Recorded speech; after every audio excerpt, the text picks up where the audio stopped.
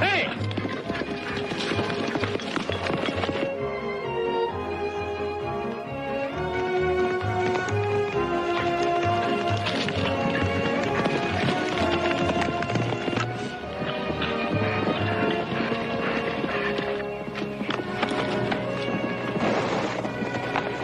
Hi, how are you? Hello. Hey, Paul, you horse through a shoe or something? Your father let me win that one. Oh, I did not. We just about got the fence finished. You boys have done so much for me since I returned. Seems like I'm always saying thank you. Ma'am, our pleasure. Hey, listen, we don't stop talking around here, we'll never get it done. Did a good job, boys. They're wonderful, Ben. I wish I could repay you. Well, you could if you'd have dinner with us tonight. Oh, Ben, It's been a long time, Catherine. Too long. how can I say no? But I'll have to stop by my house and change first. Oh. Well, we'll take the buckboard back, then we'll have the boys bring the horses. Right.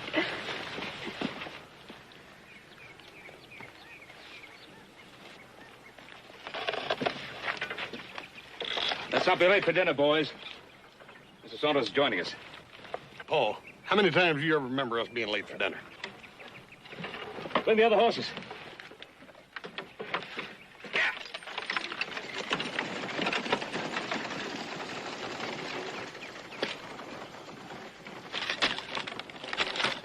Hoss, I think you better get your blue suit out of mothballs and make sure it still fits. Why? Who died? Nobody. I don't ever wear that blue suit except funerals and the weddings. Weddings? You reckon? I wouldn't be a bit surprised.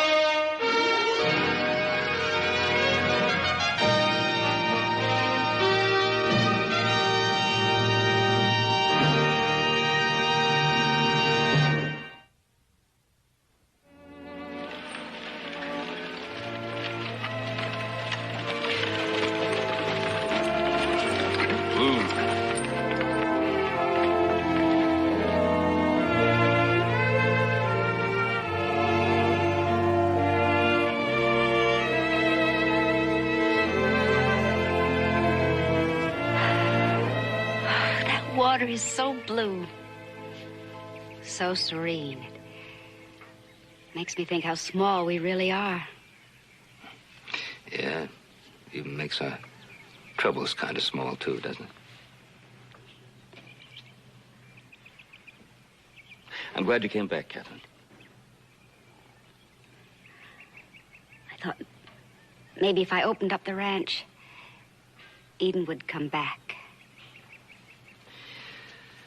That's been over 3 years now, hasn't it? Since the trial. He shouldn't have run off like that. He was acquitted. Oh, by the jury, but he never believed that anyone around here thought he was really innocent. Not even his father. Yet Charles drove himself into ill health over that trial. I know. But I still love my son. Want him back. Believe in him. Is that so wrong, Ben?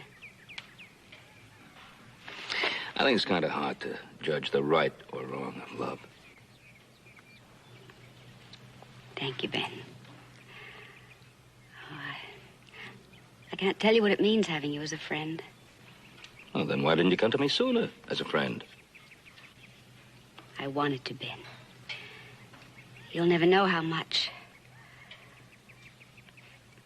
After Charles died and Eden left, my whole world collapsed. And now? I don't know, Ben.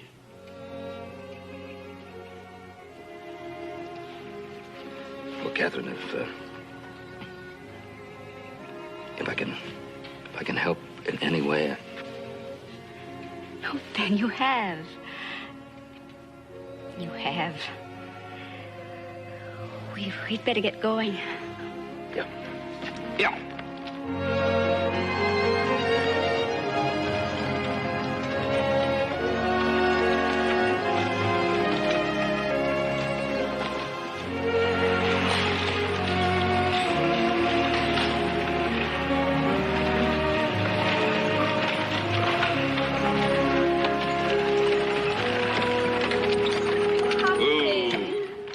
Missy Catherine, Hopsing, how wonderful to see you.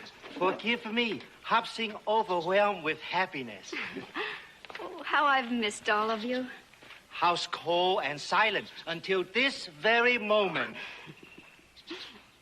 Hopsing, I want you to prepare a very special dinner for a very special guest. For Missy Catherine, Hopsing prepared dinner make banquet look like picnic lunch. You see.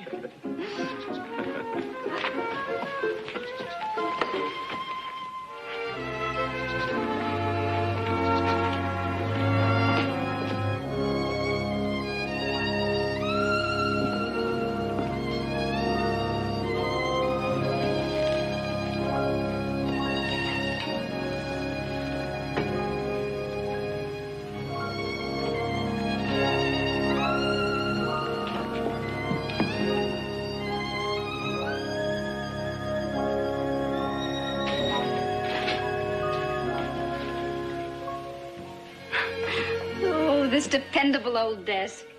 I always loved this desk. Your house hasn't changed over the years, Ben. It's still beautiful.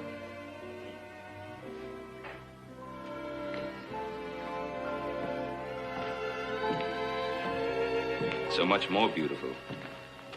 So much more alive with you here. This house just needs a woman's touch. Oh, Ben, this is probably the best-run household in all Nevada. You don't need a woman to help you. That's not true.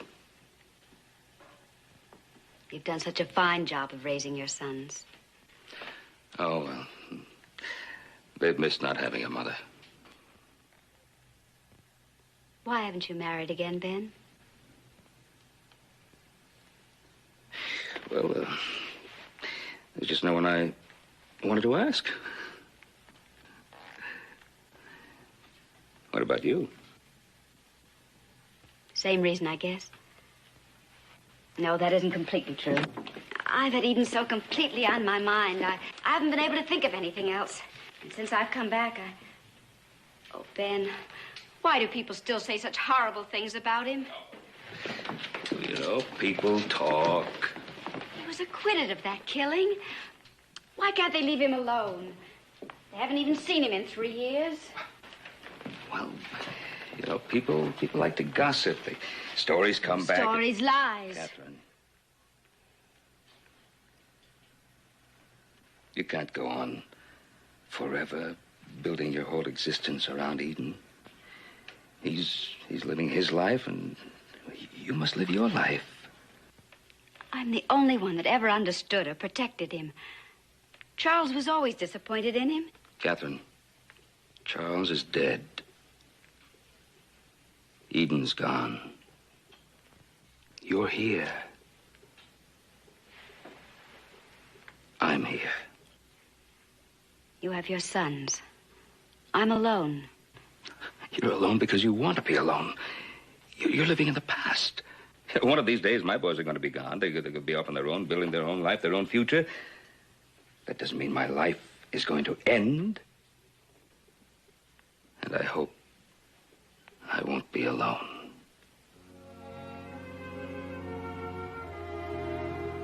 Haven't the last few days meant anything to you?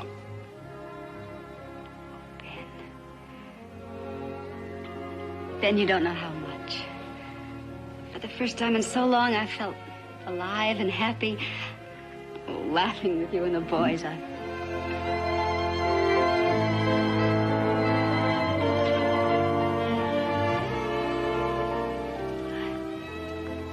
I've been blind, haven't I? To you, to me. Oh, Ben, hold me. I don't want to be alone anymore.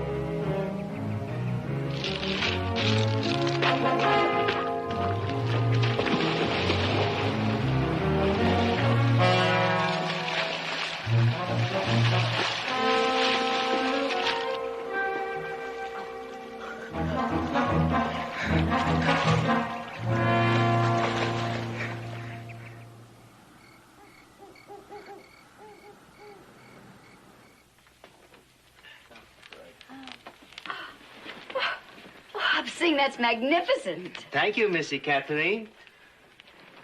If that ain't the dead burnedest thing I ever seen, what's a man supposed to do with that, Hop Sing? Eat it or stick it in the fireplace? Well, I'm going to serve it. I'm sure sorry Adam isn't here yet. I thought he'd be back from town by now. Maybe a little trouble with that load of timber. Doggone, that looks good. Chinese brandy. Make angry man smile, happy man grin. I'm laughing all over, Hop Sing.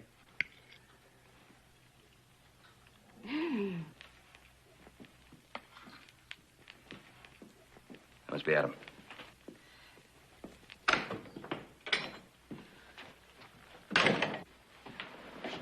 Catherine. Adam, how good to see you. Good to see you. I'd forgotten how lovely you looked at our table. Sit down, sit down. Hop Sing, get some food for Adam. Never mind. I'm not hungry. I ate before I left town. Well, at least have some wine. What kept you so late? Oh, just some difficulty. We can talk about it later. Thank you. Well, here's to my favorite lady. Thank you, Adam. Well, we'll all drink to that. Right.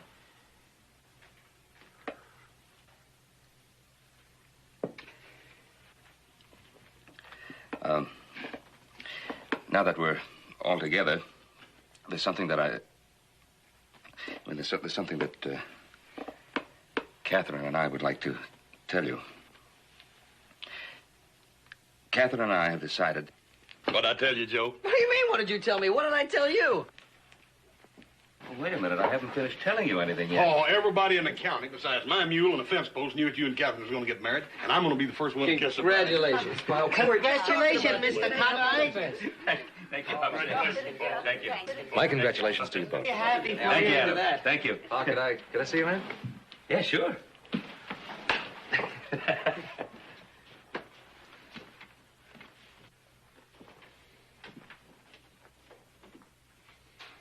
We're just talking about it after fence today. The way Clark and his face.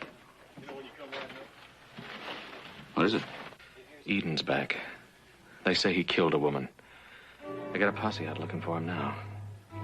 He got back sometime yesterday, and he spent most of the day drinking in the Silver Dollar and telling a lot of people what he was going to do to Frank Miller for marrying his girl. You remember her, Linda Holmes? Yes. Frank wasn't around. He's been in San Francisco all week. Linda was home alone. Well, Miller's brother Carl found her body this morning. He's got the town all riled up, and they're out looking for blood.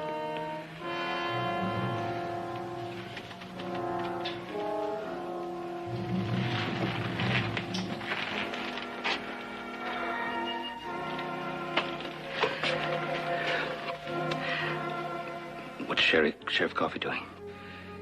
He was out of town. I sent for him.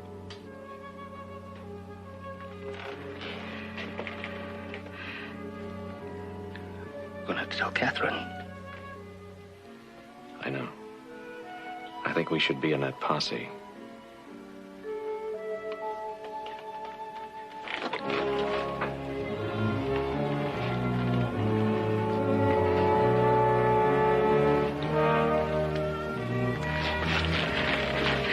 You get a horse saddled up, and I'll send the boys out after you.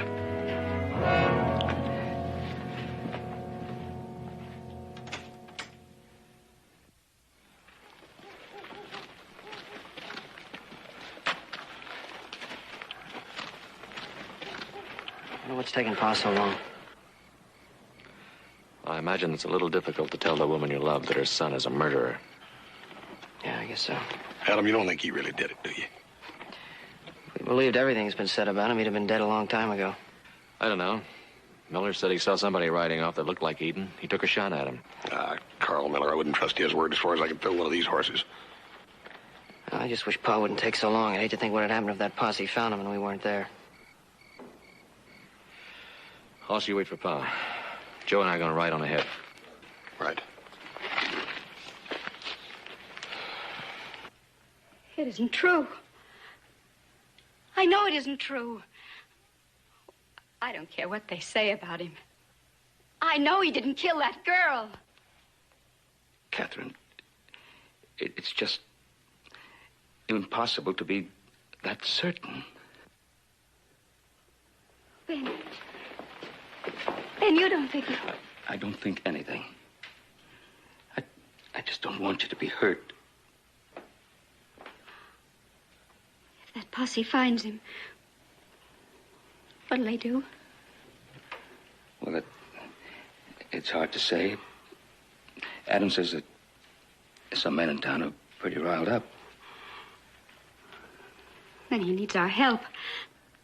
Oh, Ben, we've got to find him first. We've got to find him. Of course. I'll find Eden. I'm going with you. Oh, you stay here. It's not a woman's work. It's too dangerous. Ben, when you find him, what will you do? I'll see to it that no harm comes to him. I can't promise any more.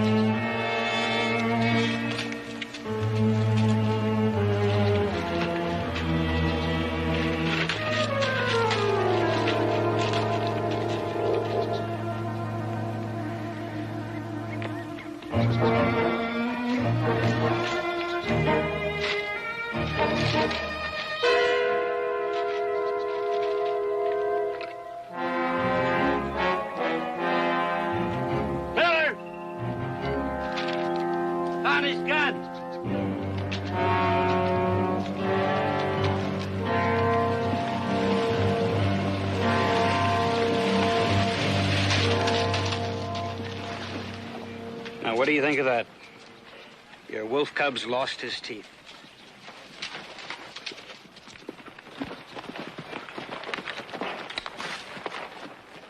Well, look at here.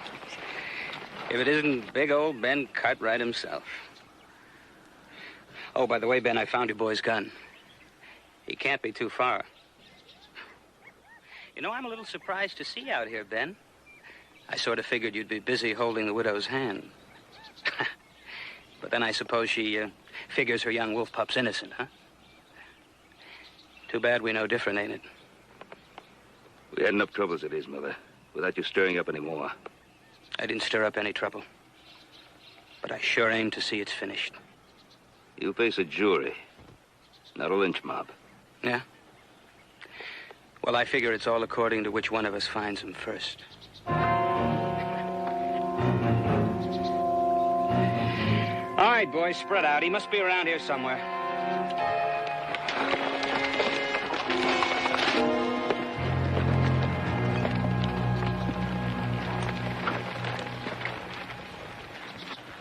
The other side of the boy? No, but Miller's right. He can't have gotten very far. He's on foot. On foot? Yeah, we found his horse a while back, pulled up lame. Well, always keep an eye on Miller. He'll turn this into a lynching party if he can. Where you going, Paul? I go back to Ponderosa. Catherine was awfully upset at the news. I don't want to leave her alone. Got right. They say you used to treat Eden like one of your own sons. So you know him pretty well. This about the right neck size?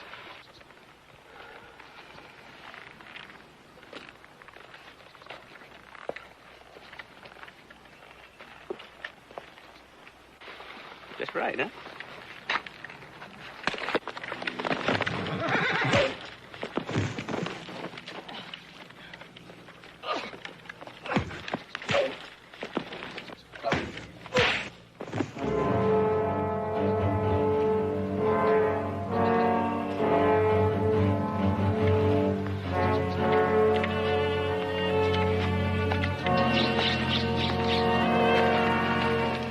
Like I said, keep an eye on Miller.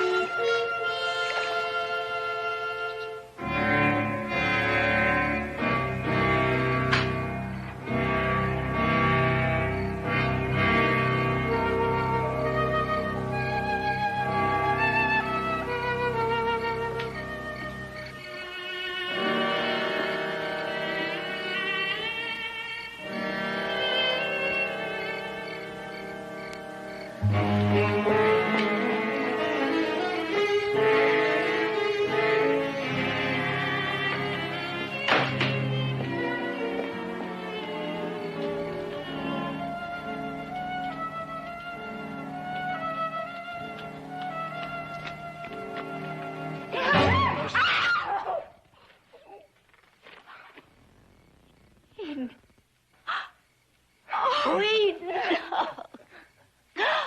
Oh, my son, my son. Oh, Mom. You. Oh, my baby. Is there anyone with you? Oh, it's all right now. You're safe now. I'm never safe. But you are. Ben will be here soon. He's out looking for you now. Yeah, him and half the rest of the country. I guess I couldn't expect anything else. They never did give me a chance around here. Why should it be any different now? You don't understand. Ben's trying to help us. You can trust him. I can't trust anybody. Not even me, Eden. Oh, I didn't mean you. I trust you, Mom. And I trust Ben. With all my heart.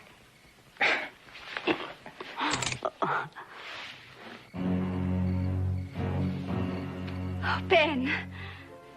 You all right, Catherine? Of course. Ben, we found him.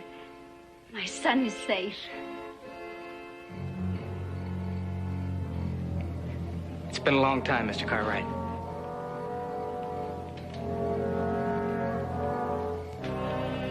You don't need that gun.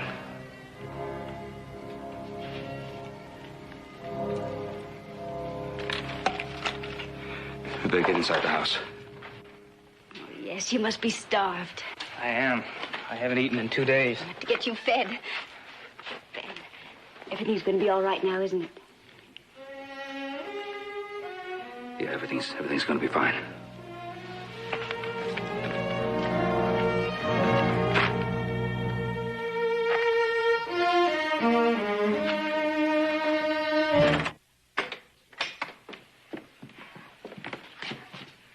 off, sing, rustle up some food. Oh, Ben, don't bother him. I'll fix it. I want to. Well, might be a good idea. I'll have him stand guard outside. Let me look at you here in the light. Oh, you look so tired. Poor baby. Mom, I'm a grown man. Of course you are. And a fine, handsome one. But a dirty one. Mom, you don't think that I... No, of course not.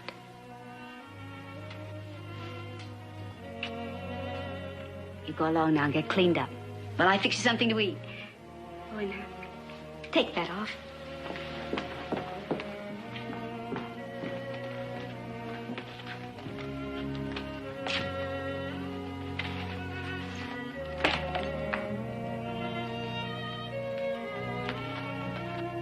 And from there, I went to Texas. Now, there's a rough country, Texas. You can ride all day and never reach a horizon. I mean, it's a big, wide open country with dust and heat and snakes and tough men. It's a man's country. How long were you there? Oh, about a year, I guess. I worked on a big cattle ranch. About twice the size of the Ponderosa. I mean, a really big ranch. Must have covered 100 miles, maybe more. What'd you do in this ranch? Oh, I worked as a cowhand for a while. The owner, Mr. Williams, he wanted to make me foreman, but I had the old wanderlust. He begged me to stay, but, you know, I still have the prettiest mom in the whole world. Don't you think so, Mr. Cartwright? Yes. Do you want some more potatoes, son? No, I'm full up to here, but I would like some more coffee. I'll fix it for you.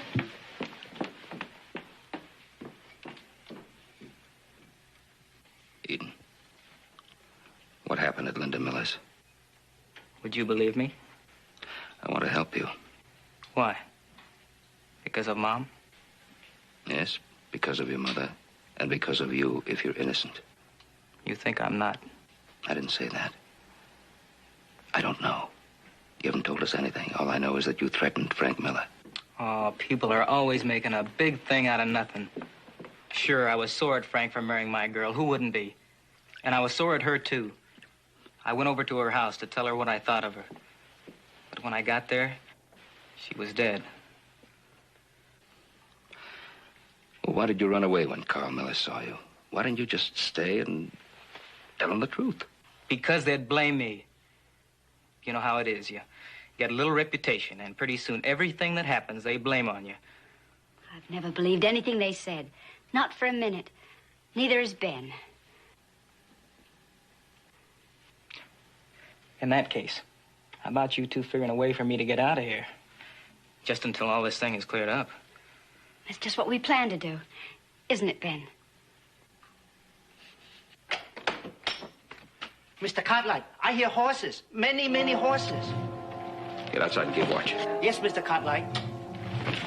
You've got to give me a gun. You'll get your chance to have a gun. I've got a right to defend myself. Now be quiet. When do we get to the stable to saddle our horses? We'll have to go on foot. We'll go the back way. Look, I'm going to take them up to that place on the lake by the mill. As soon as you get a chance, bring us food and horses. Come on. Hurry up.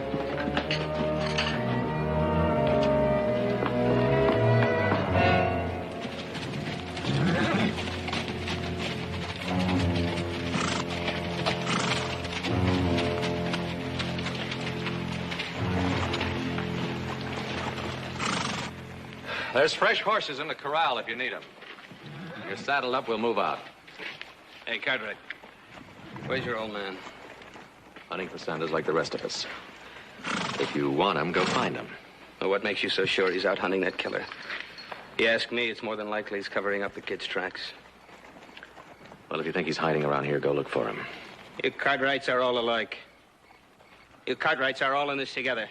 Saunders was your friend. Your friend killed my brother's wife. You're not trying to catch him. You're out to help him escape. You're a liar. Am I? Where's your pa? Why ain't he here?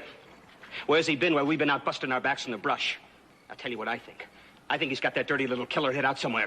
You keep your mouth shut. No. Yeah? Ask her. Go on. Ask her where your pa's got that boy hid out. Everybody knows he's sweet on her.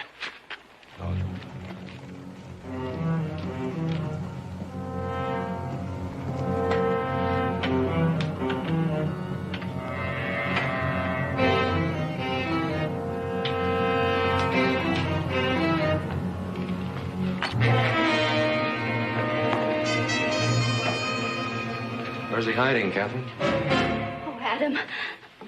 He's with your father. Oh, Adam, you've got to help us. You've got to lead that posse away from the lake. Oh, that's where they are, huh? Yes, by the old mill. Where we had that picnic a long time ago. Do you remember? Yes, I remember. What's Pa gonna do? I don't know. All I know is that they're afoot, and I've got to bring the horses as soon as I can. But you must give them time. Can you do that, Adam?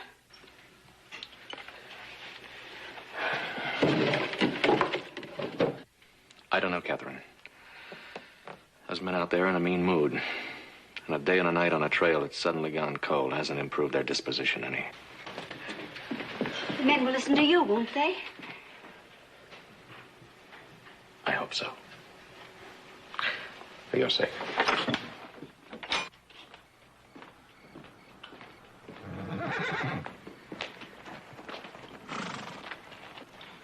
Well, did she tell you where she hid that murdering son of hers? All right, let's go.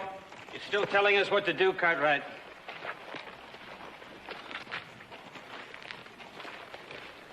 Well, are you going to stand around and listen to him shoot his mouth off, or are we going to get this dirty work done so we can go home and get some sleep? Where are we going, Adam? Back to the river. Now, wait a minute.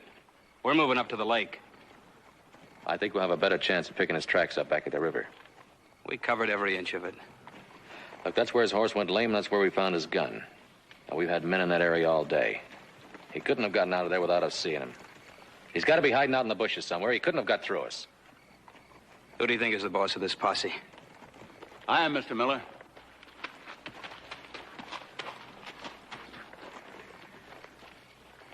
Now, just what do you men think you're doing, taking the law into your own hands, running around like a lynch mob? We've been looking for that woman killer. That's right, Sheriff. What have you been doing? I've been doing my job, and I've been doing it proper. I've been making up a warrant, looking up witnesses. That's how coming to find out what you was up to, Mr. Miller. Well, we're not going to wait around for that legal stuff. Now, that's just what you are going to do, or wait in a jail cell 1. From now on, this is a legally constituted posse. You understand? What's the difference, just so we get that killer? Look, Sheriff, I've got a plan. Yeah, I know. I heard it. And I heard Adams, too. We're going to have another look along that river. Then we'll go up the lake if needs be. Now, if you want to join this posse, you just go over there and get up on your horse.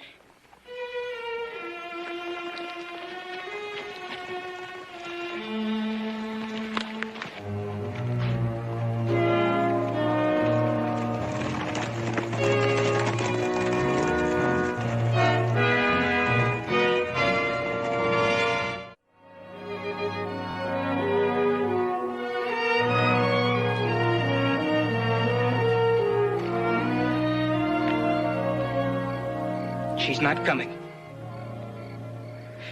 Did you hear me? I said she's not coming. She'll come. But suppose something happened.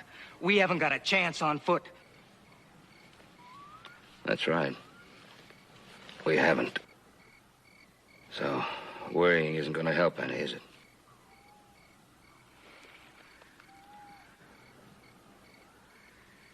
I'm sorry, Mr. Cartwright. I guess I'm just a little nervous. I never did like running very much.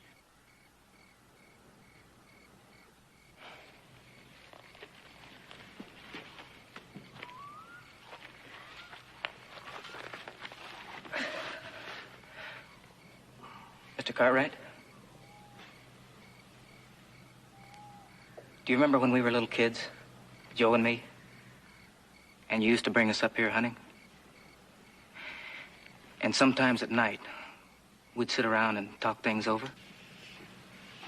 Yeah, I remember. I could always talk to you, even when I couldn't talk to my pa. I guess he figured I was no good. Am I as bad as he figured? I don't believe you. Your pa figured you for being bad. It's just that he found it hard to understand you.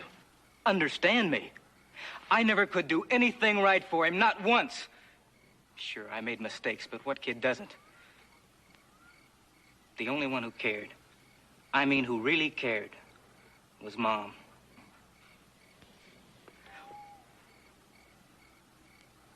Why didn't he ever give me a chance, Mr. Cartwright?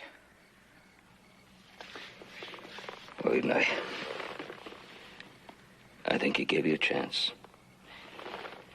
I think he gave you every chance that a father can give a son. Until your credit ran out. You mean that shooting? It was self-defense. I was acquitted. It was him that taught me a man has a right to defend himself. So what's so different about me? Look, how do you know it wasn't Carl Miller killed Linda? He wanted to marry her too, even before his brother did. Why is everybody so sure I did it? It's going to be up to a judge and a jury to decide who did it. I loved her. All my life, I loved that girl. Do you think I could kill someone I loved? Eden, do you know what love really means?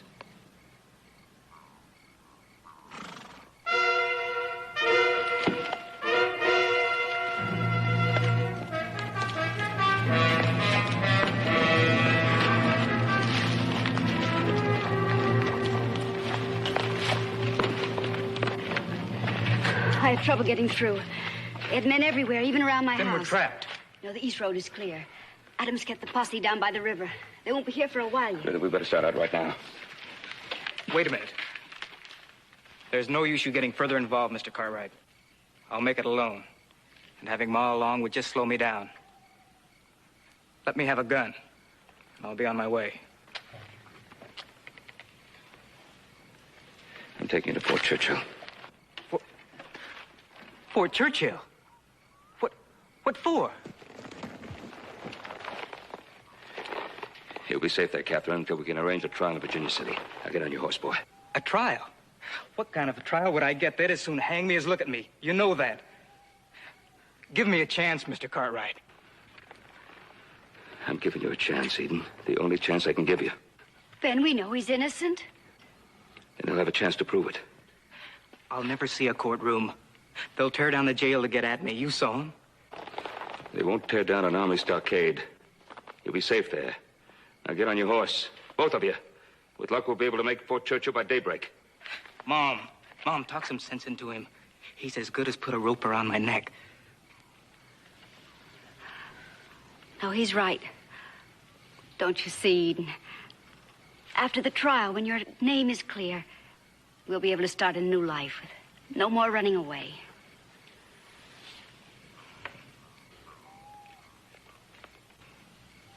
All right. But I still think I won't have a chance at any trial. Let's get moving.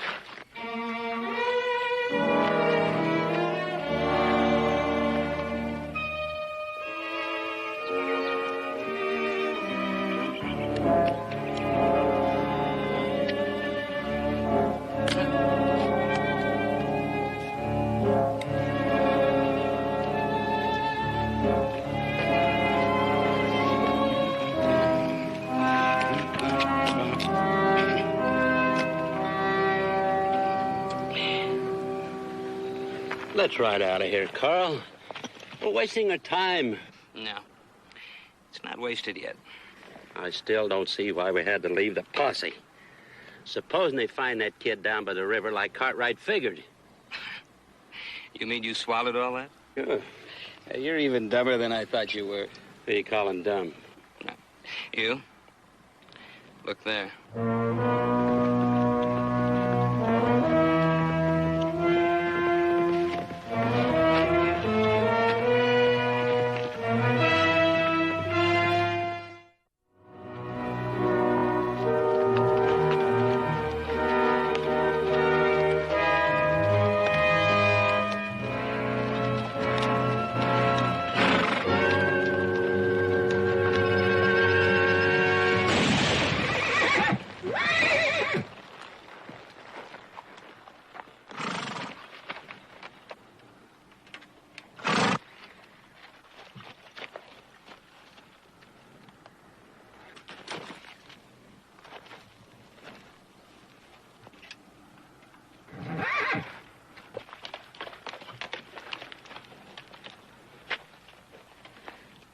down off your horses. Move.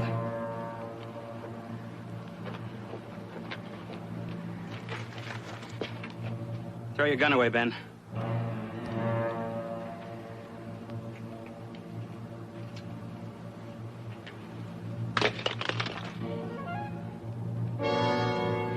You ride back down the trail and fetch the posse.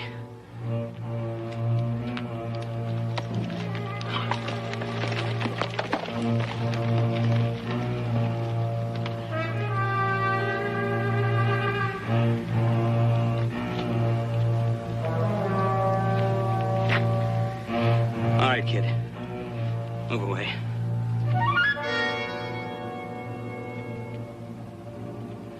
I said move away! Ben, he'll kill him.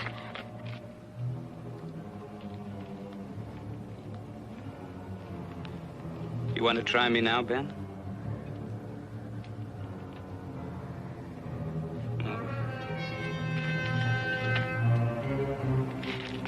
You killed her. Why don't you admit it? It was him that done it. I know it. Shut up, you dirty little killer. Shut up! You loved her. You loved your brother's wife. Shut up, I said!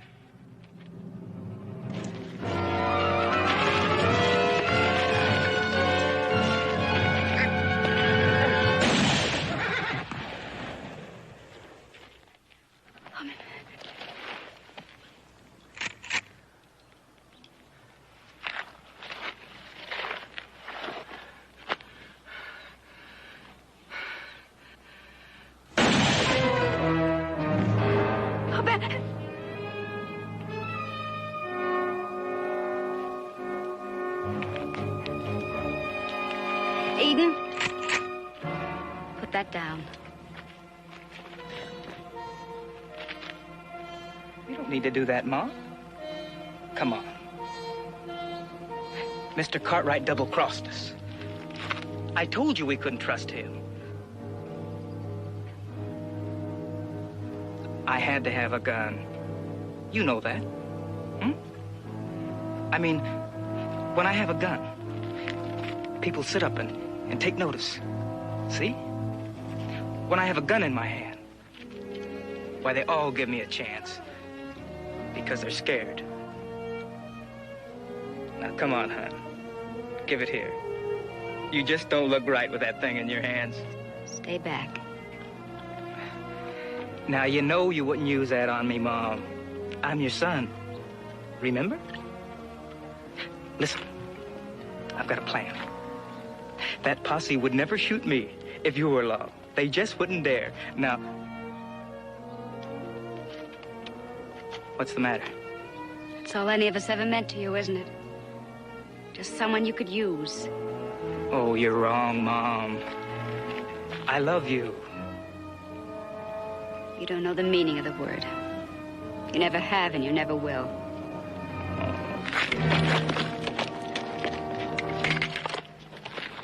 You'll have to use that gun on me, Eden. You think I won't?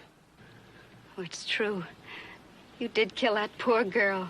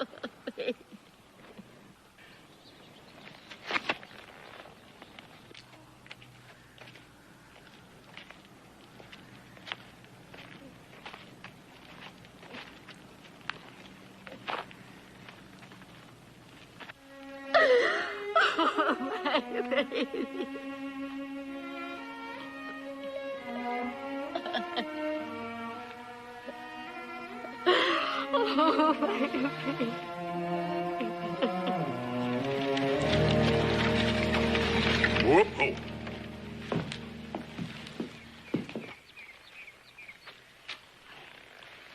Take care of that arm, Ben.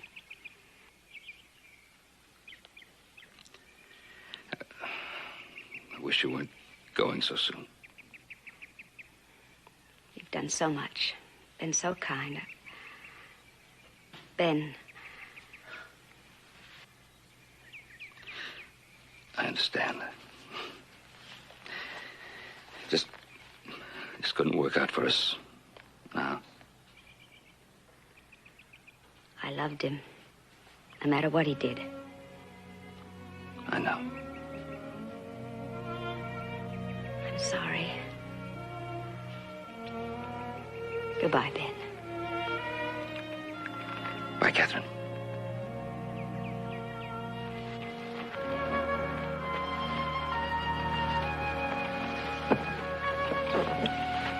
Get up.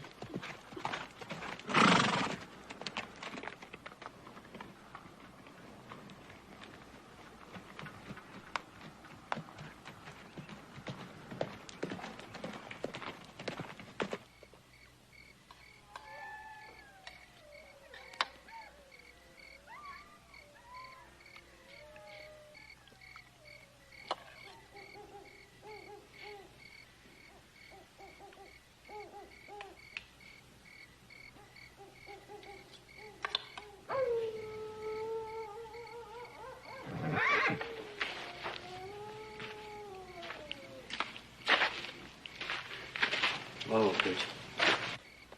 Easy, Coachies. Somebody smell a wolf or something out there? Ah, don't be afraid. Whatever it is, it's more scared of us than we are of it. Yeah, don't you worry.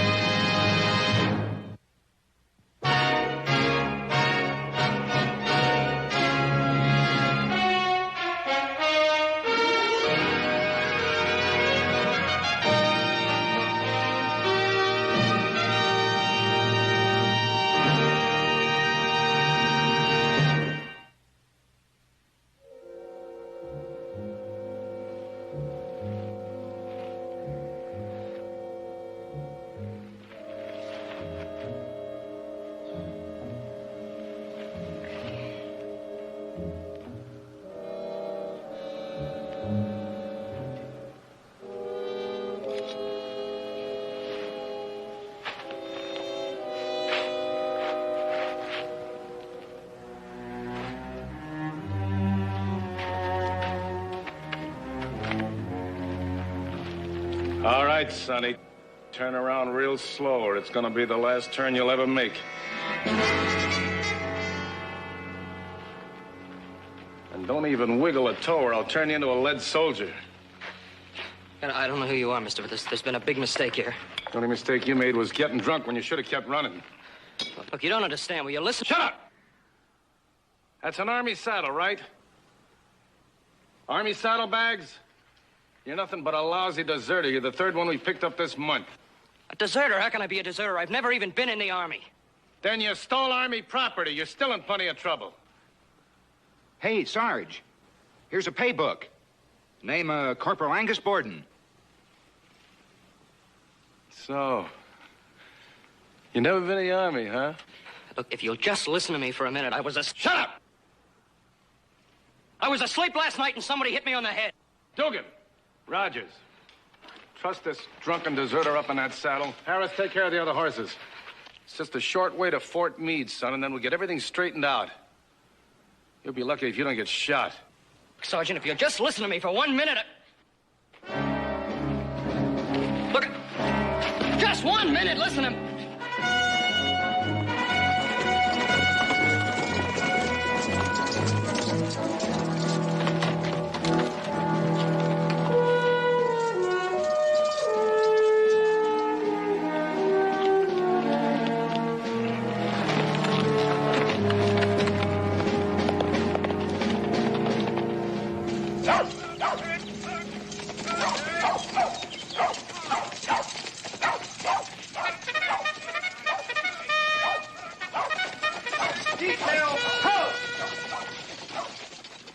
Detail dismissed.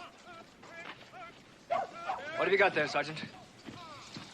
A deserter, sir. According to the pay book we found on him, his name is Corporal Angus Borden. Did you say Corporal Angus Borden? Yes, sir. That's the name was on the pay book, sir. Bring the prisoner over here, Sergeant. Yes, sir.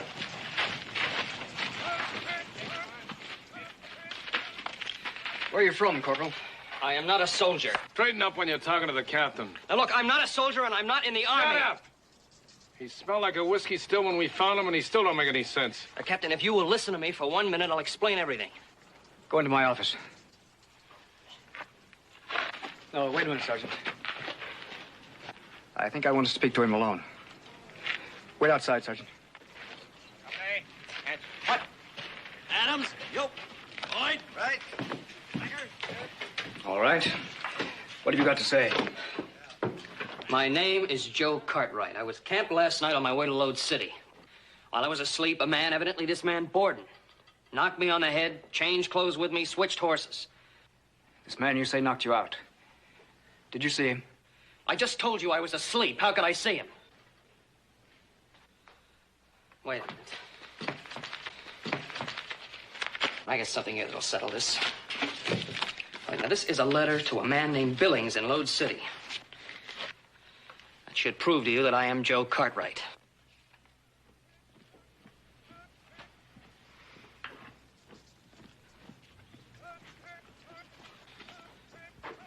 Well, is that proof enough? Sergeant? Yes, sir. Sergeant, you've just earned yourself a promotion. Sir? This is Corporal Angus Borden, deserter from Fort Craig, Montana Territory. Court-martialed and convicted for the cold-blooded killing of a superior officer. Now, that's ridiculous. I just gave you a letter proving exactly who I am. That proves nothing. You undoubtedly stole it, as you have undoubtedly stolen other things to avoid your punishment. Have you forgotten I was at Fort Craig when you were tried and convicted? I've never seen you before in my life. Stop lying! I intend to wire Fort Craig for permission to execute the prisoner here. Keep a heavy guard on him, Sergeant. Yes, sir.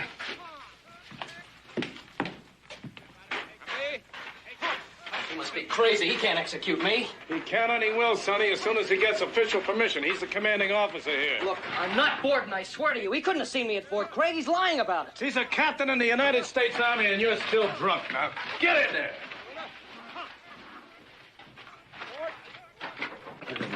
Sergeant, will you listen to me for a minute? The letter I just gave the captain proves I'm Joe Cartwright. And like the captain said, you probably stole it. Well, give me a chance to prove to you I didn't. Come on, Sergeant, give me a break. Now, look, Sonny, the captain put the big finger on you. There's nothing you can do about it, and there's nothing I can do about it. Why not? Because I'm in the Army, that's why. I'm a sergeant, and the captain's my commanding officer. Well, what do you know about him? What do I have to know about him? It's like I said, he's my commanding officer. Look, he said he knew Borden at Fort Craig, right? What about it? Well, that means he couldn't have been here very long. That's right. He just got transferred here a few days ago. All right, then you don't know anything about him, and he could be lying about me. Oh, now, look, son, no sergeant in his right mind is going to think a thing like that about his commanding officer. Oh, I see. You've been in the Army so long you don't think for yourself anymore. Is that it? All right, get in there. Sergeant, a wire to my father in Virginia City will straighten this whole thing out right away. Look, if it doesn't, you're not risking anything. If it does, you save my life. What do you mean, not risking anything? Losing my stripes, that's all. Losing your stripes? Sergeant, I'm going to lose my life.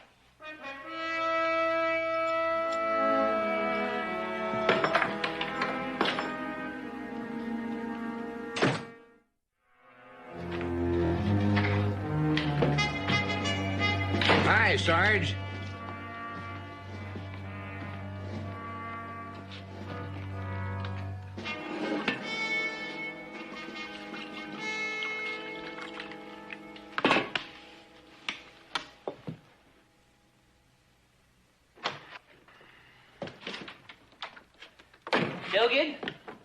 Dugan, I'm gonna tell you about a little gal I met in town last night. Sarge, I met me a bar gal in town, but she kind of fat she was, but... Shut up. Gee, Sarge, all I want to do is just thank you for the passing to town last night. I said shut up. Can't you see I'm thinking? Oh, is that what you're doing? Well, I guess I better bunk out, because I'm plumb wore down to a frazzle. Peters. Yes, Sarge? I got some real good news for you. Seeing as how you had such a good time in town last night, I'm going to give you another pass. Well, gee, Sarge, thanks, but I guess I'd best turn it down. What? Turning down a pass? Well, like I said, Sarge... What kind of a soldier are you? You're a disgrace to that uniform. I'm full tuckered out, Sarge. Well, all right, Sarge, you put it that way. That's exactly the way I put it. Besides, I want you to do something for me.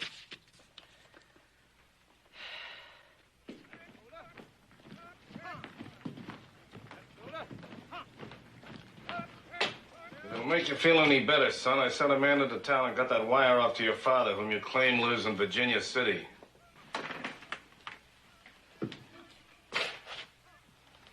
You won't regret it, Sergeant. I better not. I stuck my neck out about a yard. Thanks. Ah, shut up. One thing I can't stand is to see a man going soft. Yeah, I can see that, Sergeant. Yes? Private Marsh, sir. What is it? I have a civilian outside your door, sir. Insists on seeing you, but won't give his name. Send him in. Yes, sir.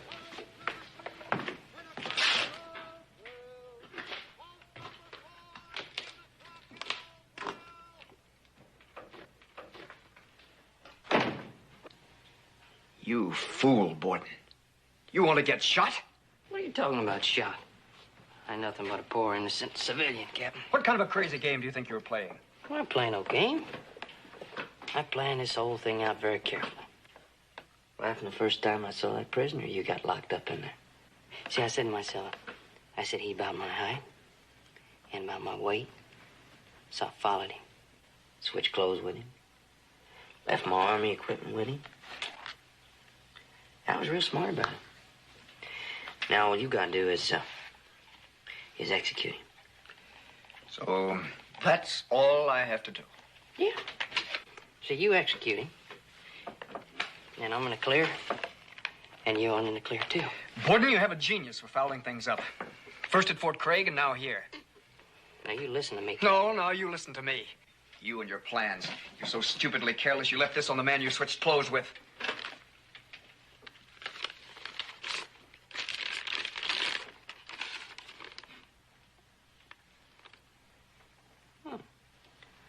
Paid to the order of Joseph Cartwright, $5,000. Boy, that is a lot of money, Captain. Forget it. There's nothing to do with the predicament you've gotten us into. It's not that easy. Just say $5,000, forget it. That's a lot of money. All I got to do to collect $5,000 is go right on being this Joe Cartwright. You'll do nothing of the sort. We're in enough trouble as it is. You're to get out of this territory and fast. You don't give me no orders no more, Captain. You can't afford to. Well, you've forgotten what happened back here in Fort Craig. I don't think you could forget a thing like that. So I'm telling you that I'm gonna collect that money. And I'm telling you, you'll put us both in front of the firing squad. Oh, and I can't believe that, Captain. Captain, I don't think that could happen at all. So, you just get used to the idea that I'm gonna do things my way.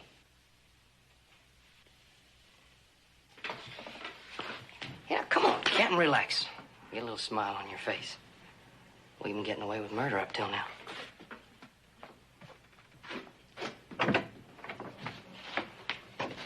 Pardon me, Captain. I've been waiting to see you.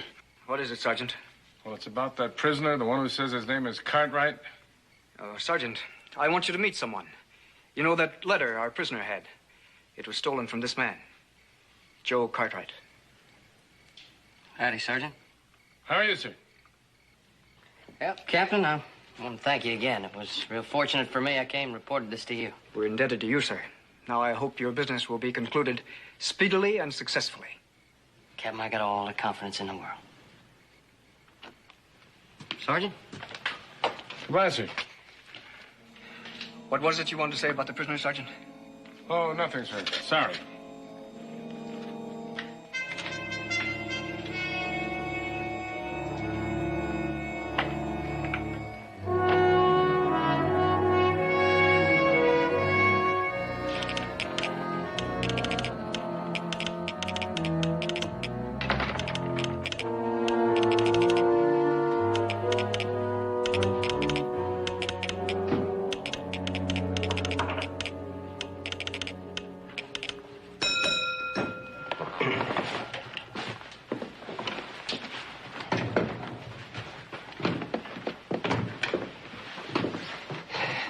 Yes, sir?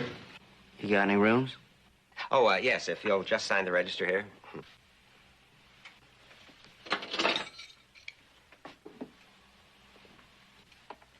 That's room 4, Mr. Cartwright. Joe Cartwright?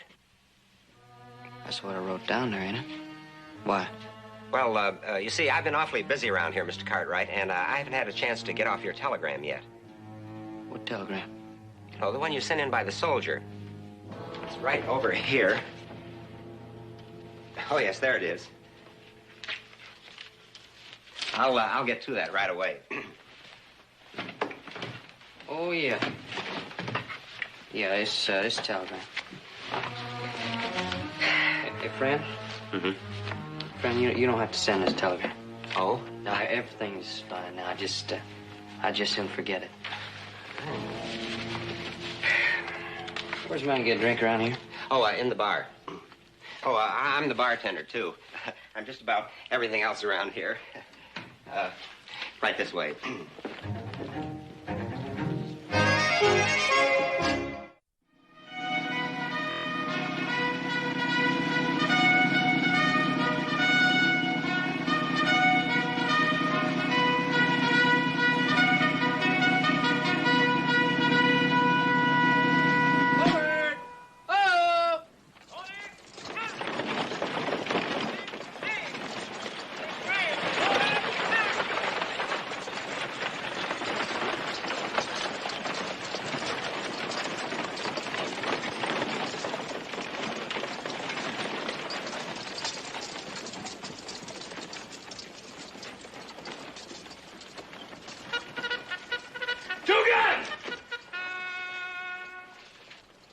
Napping on duty, huh? You want to get us all scalped in our sleep? I wasn't asleep, Sarge, honest. I was just resting my eyes. Anyways, there ain't been no Indian trouble around here in years. Well, next time I catch you resting your eyes on duty, you're going to wish the only trouble you have is Indian trouble.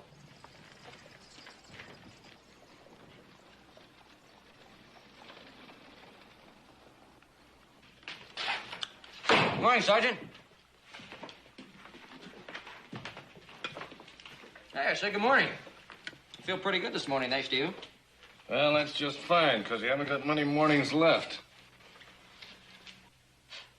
What's that supposed to mean? You know, some of these fuzzy-cheeked recruits around here think I'm too old. They think I ought to retire. Well, maybe they're right. Because I must be getting soft in the head to let myself get bamboozled by a snake-eyed polecat like you. Wait a minute, what's this all about? Last night you wanted to help me. Sure, and late last night right here in this fort, I saw the real Joe Cartwright. How do you like that, Corporal Borden? What are you talking about? Oh, wait a minute. This man that you saw, was he wearing a green jacket, brown shirt, and gray pants? Yeah, how'd you know that? Because, Sergeant, those are my clothes. You remember I told you the man hit me on the head and switched clothes with me? That was Corporal Borden.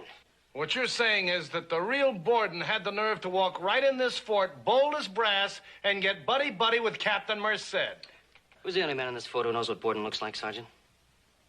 Sergeant, who is the only man in this fort who knows what Borden looks like? You know, you're gonna have to get it through that thick skull of yours that your Captain Merced is up to something. You get all the proof you need when my father sends that wire back.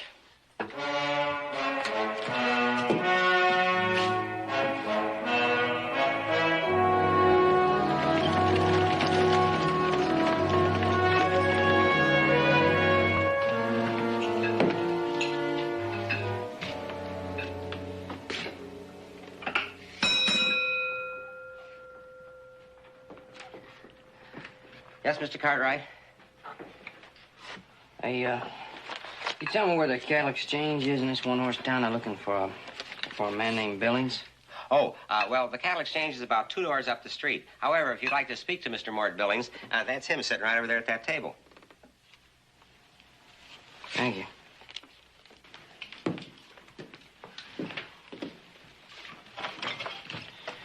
Your name Billings? Yes, sir. What can I do for you, Mr. Cartwright. My name is Joseph Cartwright. Oh, yes, Mr. Cartwright. Your father wrote me several weeks ago, said he was sending his younger son to pick up a bank draft. Well, that's me. Mm-hmm. I got a letter here from my dad, explaining everything. Mm-hmm.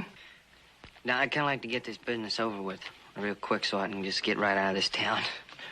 Don't you worry about that. The check is waiting for you in my office. A check? Why, yes.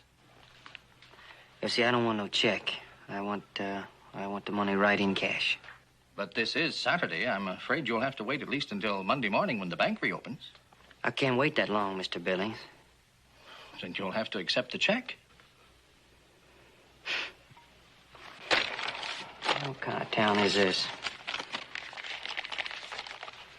All right, now, I want that money then. I want it bright and early on Monday morning.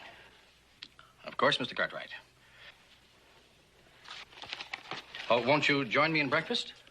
No, I'm gonna walk around the streets here and see if I can do something to keep me from getting bored to death.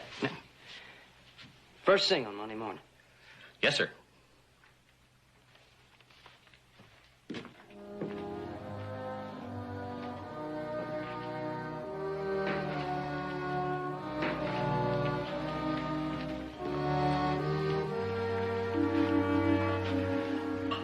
Mr. Weems.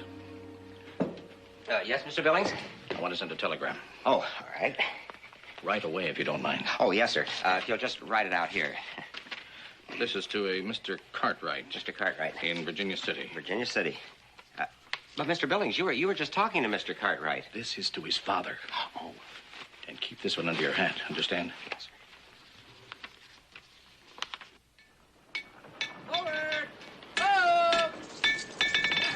Come on, Dugan. Are you going to take all day shoeing that horse?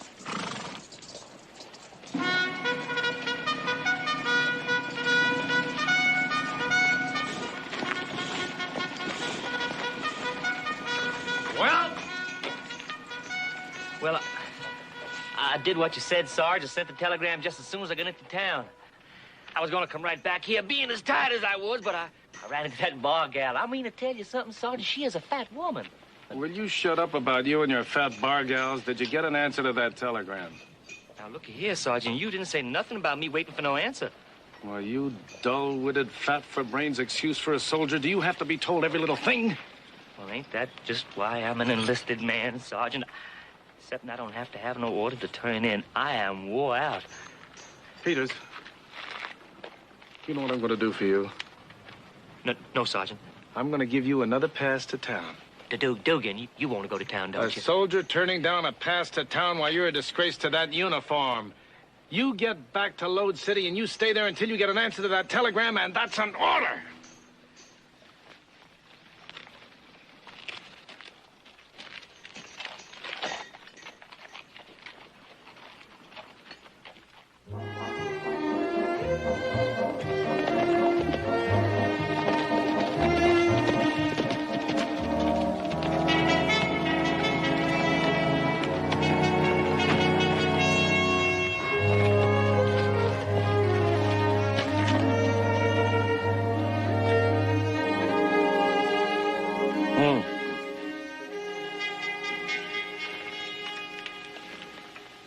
Soldier, you all right?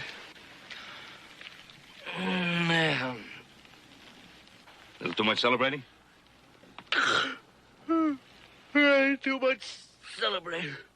You'd be a whole lot better off sleeping back at Fort Meade than you would out here. I'm going to sleep. You better know I'm going to sleep. Oh, hot dog, I got orders. I got to see about a telegram. What's that feller's name? Joseph Cartwright. Hey, soldier! Hey, soldier, wait a minute. Come on back here. Did he say Joe Cartwright? You thought that's what he said, Joseph Cartwright. What would a soldier from Fort Meade have to do with a telegram about a little Joe? I don't know. I'm gonna catch him, Paul. Yeah. Yes, I'll go over to Fort Meade, make some inquiries there. I'll see you in Lode City. Fine. I'll check out the Billings telegram, too. All right.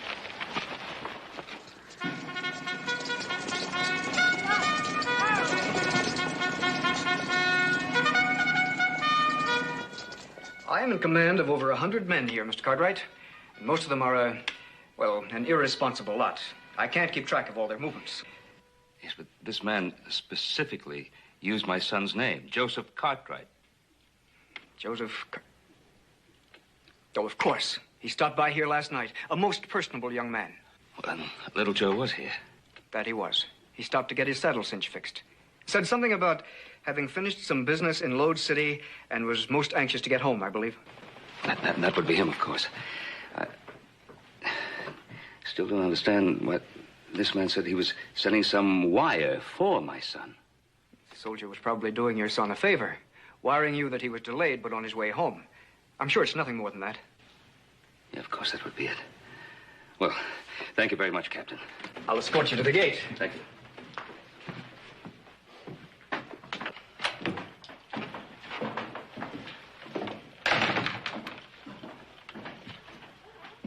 Hey, little buddy. Yes, sir. Howdy.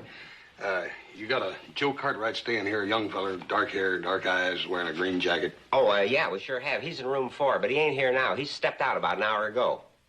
He did, huh? Uh-huh. Oh, look, how'd he look? Was he seem to be all right? Now, look, mister, I'm just about everything around here, but I ain't the doctor. Well, he looked all right. Why don't you try the saloons? Yeah, I reckon will. Thank you.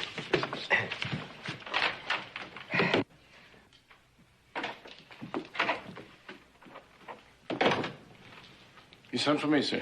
I've heard from Fort Craig. The execution of the prisoners to take place tomorrow at dawn. Tomorrow, sir? But tomorrow's Sunday. I don't care if it's the 4th of July. Corporal Borden is a killer, and as such, he deserves no particular consideration. But, sir, are you sure that Fort Craig wants him shot tomorrow? With your permission, sir, I've been in the Army a good many years. I never remember a man being executed on the Sabbath. This is my decision, Sergeant. Are you questioning it? No, sir. Then we understand each other. Carry out your orders. Yes, sir. Oh, and Sergeant, I'd like a list of all men on leave. Well, there's no soldiers on leave, sir. I sign all the passes myself. Then there's one AWOL. And I have knowledge he's trying to help the prisoner. Check the roster. Yes, sir.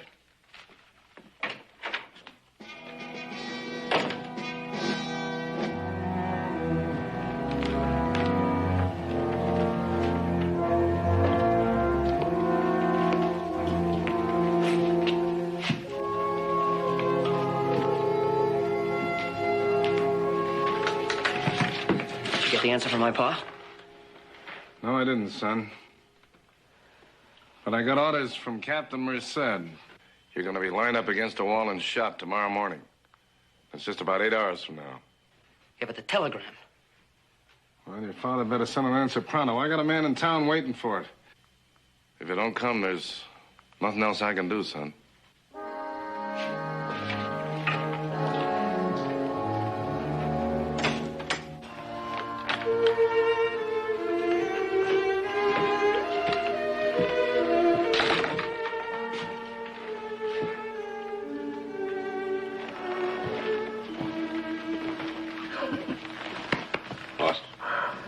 Horse.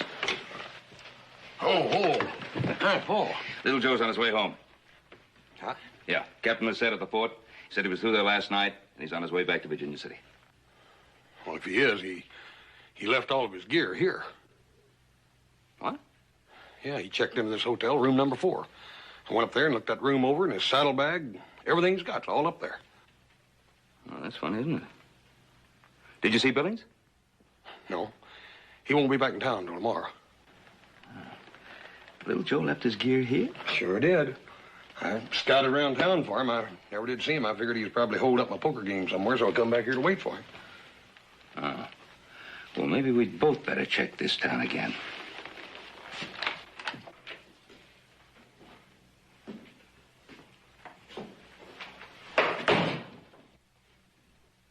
Well?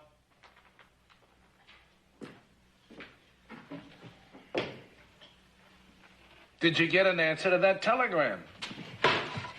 Now, you quit your jawing and bellowing at me, Sarge. Don't you talk back to me, Peters, or I'll have your stripes. What stripes? Besides, it was you that goofed up in the first place, sending me into town for an answer to a telegram that was never even sent.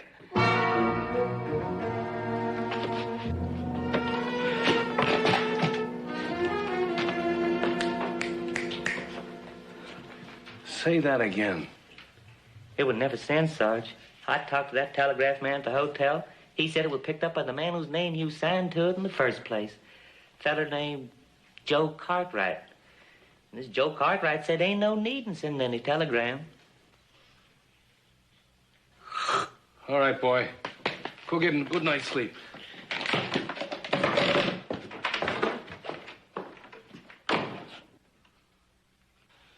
Well, what more proof do you need, Sergeant? You believe me now? Yes, son, I believe you now. All right, what are we going to do about it? There's nothing I can do. You mean nothing you can do? You mean you're going to go ahead with the execution even though you know you'll be guilty of killing an innocent man? An enlisted man is never guilty for obeying orders, son. He's only guilty for disobeying them. Oh, I see how it is, Sergeant. It's an order so you don't have to worry about your conscience.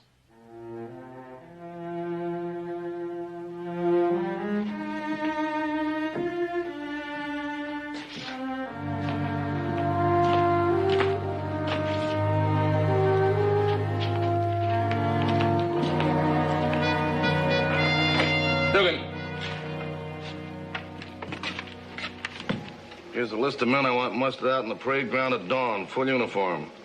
What's up, Sarge? Corporal Borden here's going to face a firing squad. Captain Merced's orders. If I'm going to get murdered, Sergeant, let's get the record straight. Not Borden, Cartwright. Cartwright? Hey, now there's an odd one, Sarge. There was another fellow called himself Cartwright here earlier this evening while I was out on gate detail. Big, impressive-looking fellow, gray hair. Talked a bit with Captain Merced and then left. Sergeant, that's my father. He was here.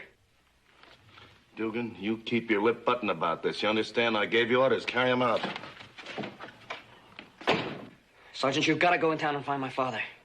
I can't go into town. The captain will want to know why. I've got to send someone else. There's only one man I can trust. Look, it's a long haul to Load City. We've only got a few hours left till sunup. Now, you keep your shirt on. Like I told you, I've got the one man who can handle this.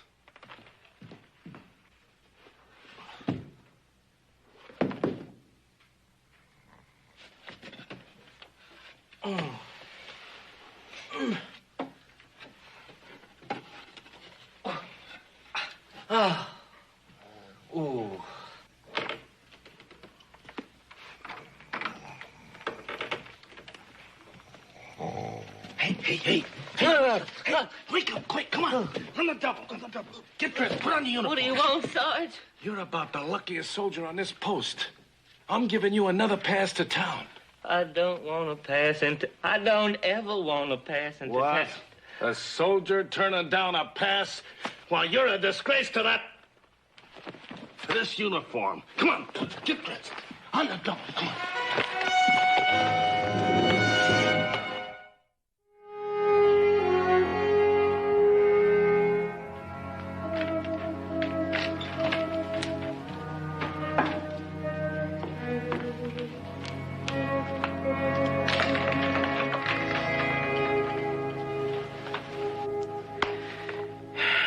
We'd better go look for him again. Paul, we ain't gonna find him.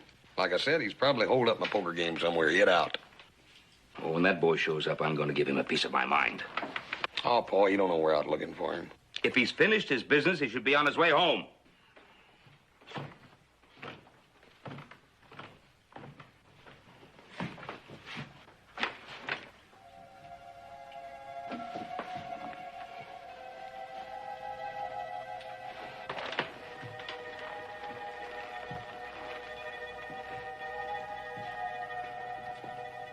I thought that was little Joe. Those are little Joe's clothes. Hey, Barkeep. Let me have a little nightcap. Right away, Mr. Cartwright. That all night poker makes a man thirsty. Oh, by the way, Mr. Cartwright, these two gentlemen over here have been waiting to talk to you.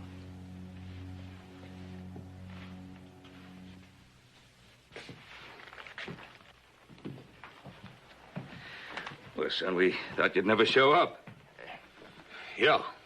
I reckon you're sort of surprised to see us, ain't you, little brother? What are you so quiet about? Ain't you got a big hello for your family? Yeah. Well, what you fellas want with me? It's kind of a silly question, ain't it? We just want you to come along with us, little brother. Yeah, we just want to have a little family talk. In private. Well, I ain't going nowhere, neither one of you.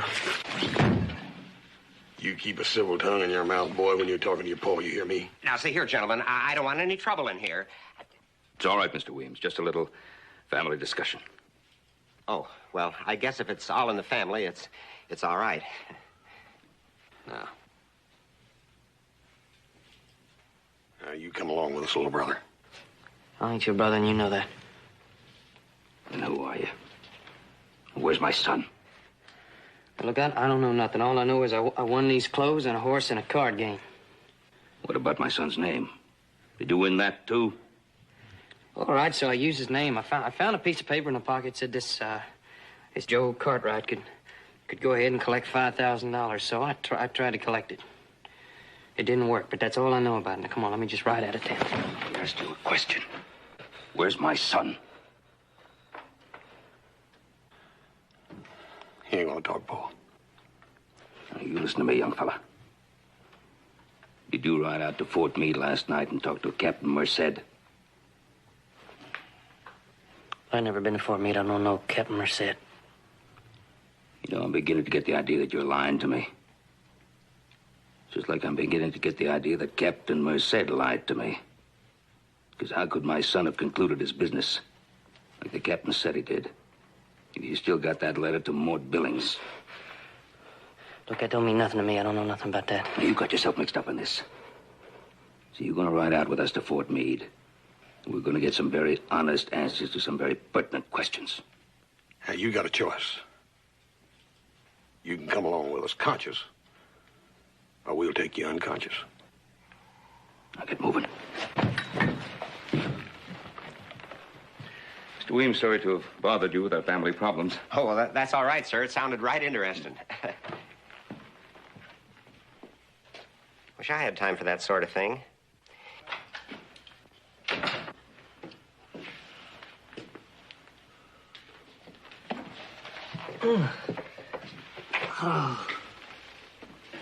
Say, soldier, don't you ever go to sleep? Sleep? Please don't talk about it. I almost forgot what it's like. Well, quit cluttering up my bar. Go sleep somewhere else. Yeah. I can't. I gotta find Cartwright. Do you know a fella named Cartwright? Which one? What do you mean, which one? Well, simply that.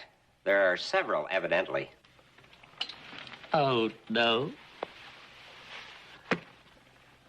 Look, do me a favor. Just tell me where I can find any one of them. Can't. Family affair. Very private. No. I got to get some sleep.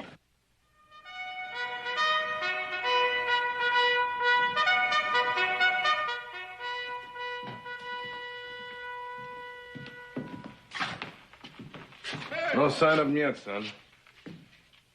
I'll stall it as long as I can, but I can only do so much. I know, Sergeant. It's not your fault.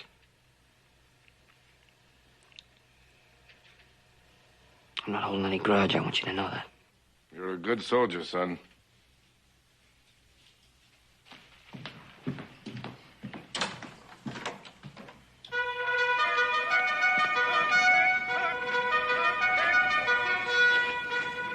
You see anyone coming, anyone at all, you let me know real fast, you understand? Yes, sir.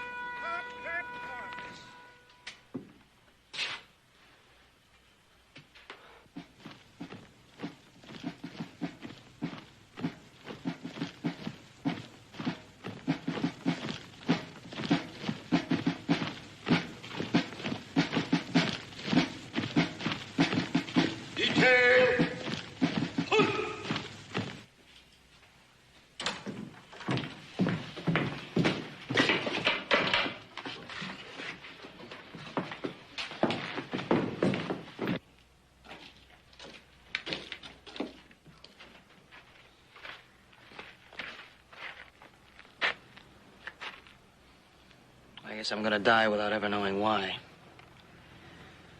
But you'll know, won't you, Captain? You'll know until the day you die. I just hope you can live with it. Sergeant. Yes, sir. Carry on. Prisoner, fall in.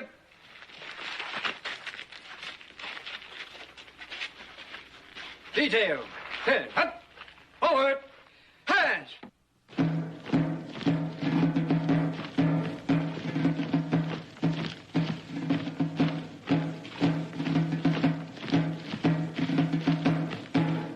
Right. Hands. Prisoner. Forward.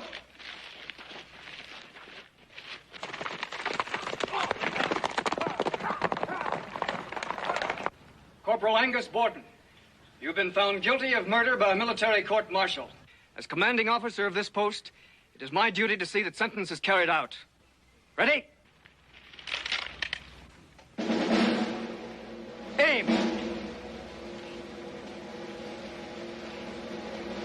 Fire!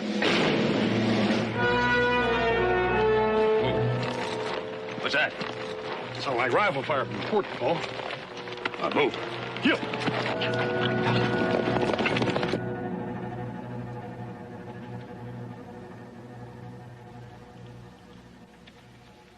Order! Arms! Sergeant, you issued those rifles. How do you account for this incompetence? Well, I guess I made a mistake, sir. I meant to load only one of them rifles with a blank, like the regulation book says, but I guess I... You guess!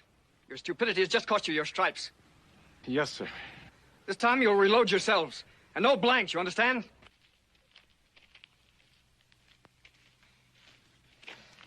I tried, son.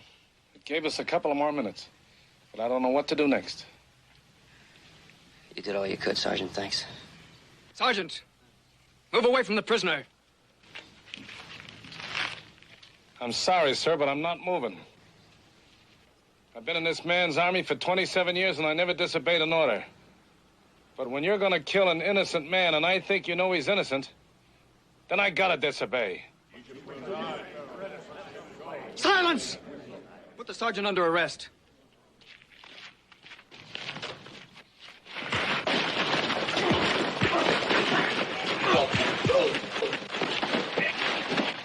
Take him away. We will continue. You've all witnessed a flagrant act of willful insubordination. I can only surmise that Sergeant O'Rourke's many years of service have resulted in a breakdown. We will continue. Prepare to load. Load!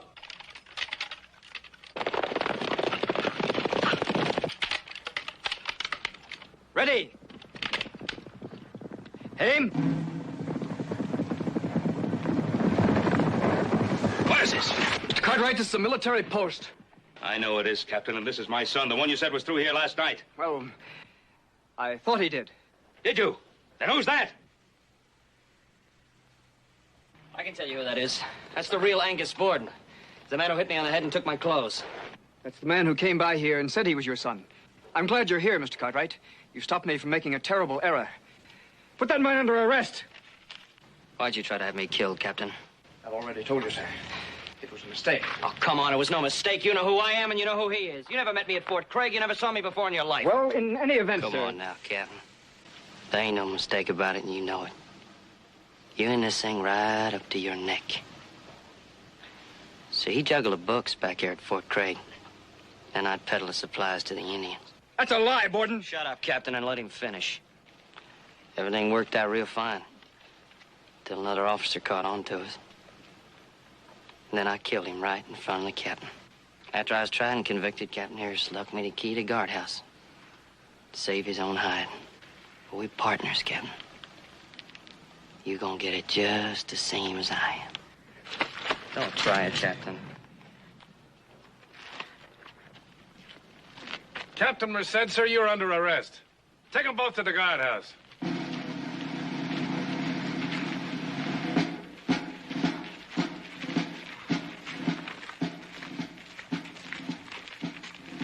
I'd like you to meet Sergeant O'Rourke.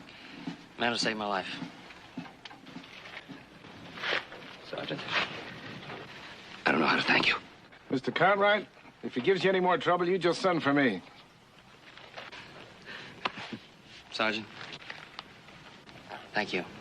So long, son. Thank you, Sarge.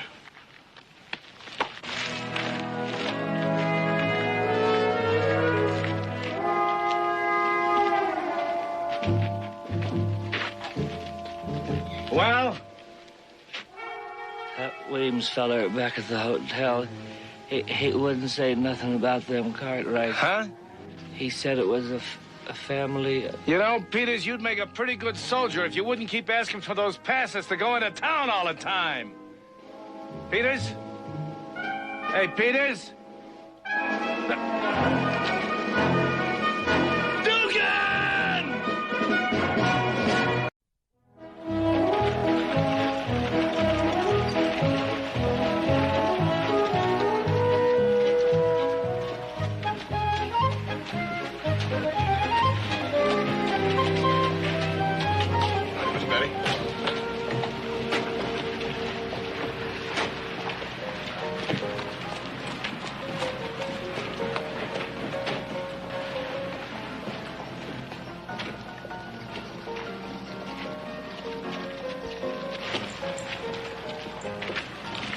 Whitaker. You all right? What do you want? Mr. Whitaker, you got an appointment to meet with my pa over at Lawyer Betsy's. Don't worry, Hoss. I'll get him there.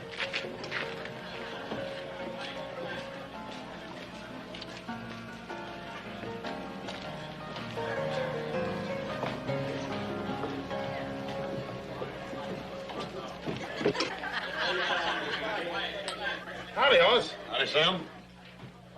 What can I get you? Oh, give me a tall, cool one, Sam. Kill a little ham till Joe and Paul get to town. And now, mon amour, it is time for another dance. Monsieur, s'il vous plaît.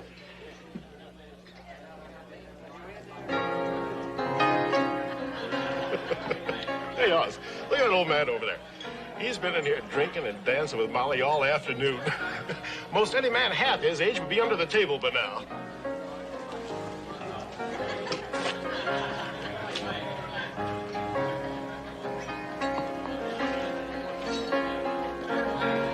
What are you doing with my boyfriend, you man-stealing witch? What do you mean? I'm your boyfriend. Now, you listen to me, Sal. I'm going to give you 1 minute to get out of here, and then I'm going to pull that dyed hair right out by the roots. No, I heard how you lured him over here, you thief. But I had to come and true. see it for myself to believe it. So now you've seen. Now get out. This is my territory. No, you do not send her away. No, of course she is charming also. Charming? Well, I'm not... You should see this one when she gets out of bed in the morning. Oh, She's really? enough to make a strong man die. Oh, no, ladies, please. You No, ladies. stay out of this, honey. I have to teach this crowbait to stay away from my man. Crowbait! Take that back, you decrepit old bag! Bag! You think we ought to break them up? Yeah, before they start breaking up the fixtures. No, please, gentlemen, no. Let the ladies have their little fun. I would be willing to pay whatever small damage they cause. You witch!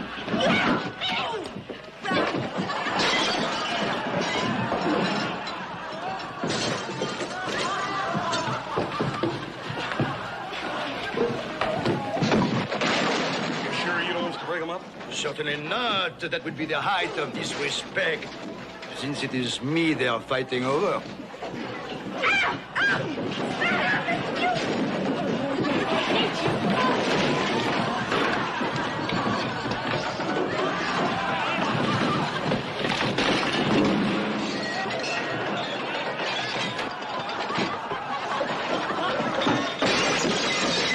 This is getting to be quite a list, mister. You sure you can pay? No, don't worry, my friend. Do not worry at all. But I am worrying.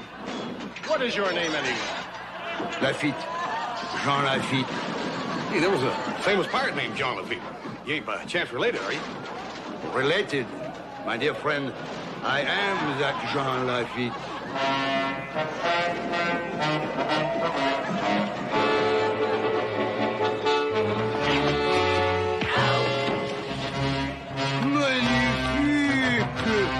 Magnifique! Magnifique!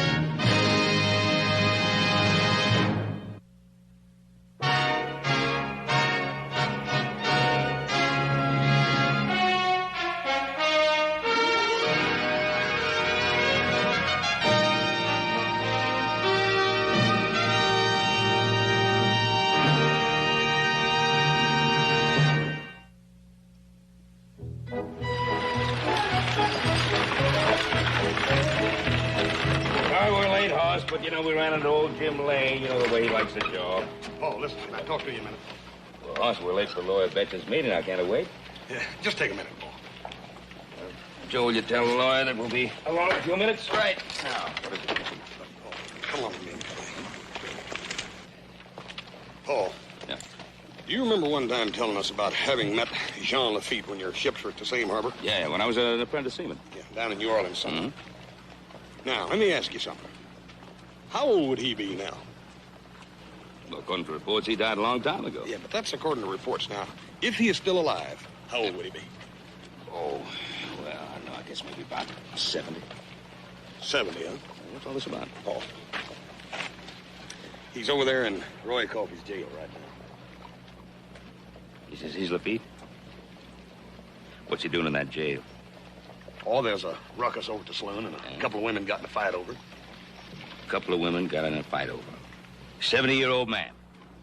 Oh, wait till you see this 70-year-old man. Howdy, Ben.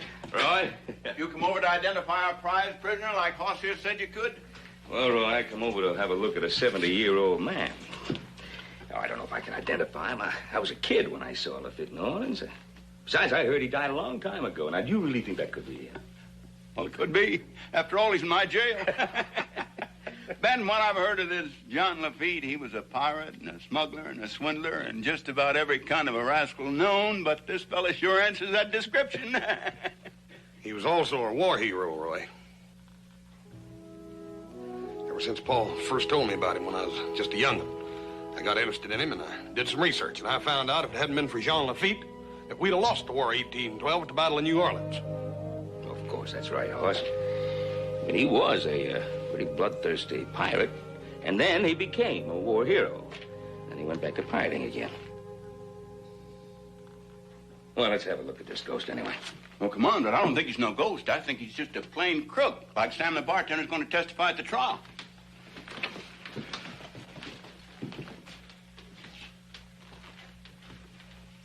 Well, old man, we got somebody here who knew you in the old days.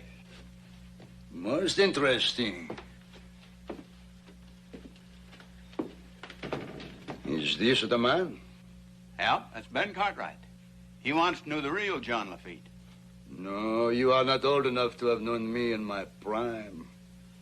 Oh, well, I was just a pretty young apprentice seaman at the time. Oh, I see. Well, I'm afraid my memory is not that good. Young girls, I remember. Young apprentice seamen, no. Yeah, I don't know. I understand you're in jail here because a little woman trouble. It was worth it. Those girls were absolutely delightful. And after all, what is there left for a poor, helpless old man but to try to enjoy his few remaining years? Helpless old man. Why, you old reprobate, you're just about as helpless as a two-headed sidewinder. Roy, I don't think that's quite respectful to talk to an American hero like that. Him, a war hero? Hoss, all these confidence men try to get you to feel sorry for him. Now, don't let this one fool you. Hell, I'll tell you how much he's fooled me. I'm going to bail him out. I'm going to pay all the damages. You what? I'm going to bail him out. Now, look, Hoss, you don't have to get yourself involved in this. Now, Paul, you were the one that told me about the War of 1812 and about Jean Lafitte. Now, if this man happened to be Jean Lafitte, it'd be a crying shame for him to have to spend the last remaining days of his life behind bars. Hoss, you're letting this imposter play in your sympathies. But, Roy, I ain't for sure he is an imposter, and that's just the trouble. I'm going to pay his damages. Well, all right. I got an itemized list here somewhere. Now, look, Hoss, we're already overdue the lawyer, so let's go over there and you can come back and settle this later. Oh, you go ahead. I'll join you later. All right. See you later, Roy. All right, Ben. There you are. Well, here's your stuff, your cane. Ah, oui, my walking your stick. bag. Yesterday. You know something? Oh, yes. That's the darnest knife I've ever seen in my life. That, my friend, is a pirate's cutlass, as necessary to my profession as a plow to a farm. Well, what do you use it for? Slitting throats. You know, I never know for sure whether you're joshing or whether you're on a level. You know, I am never certain myself.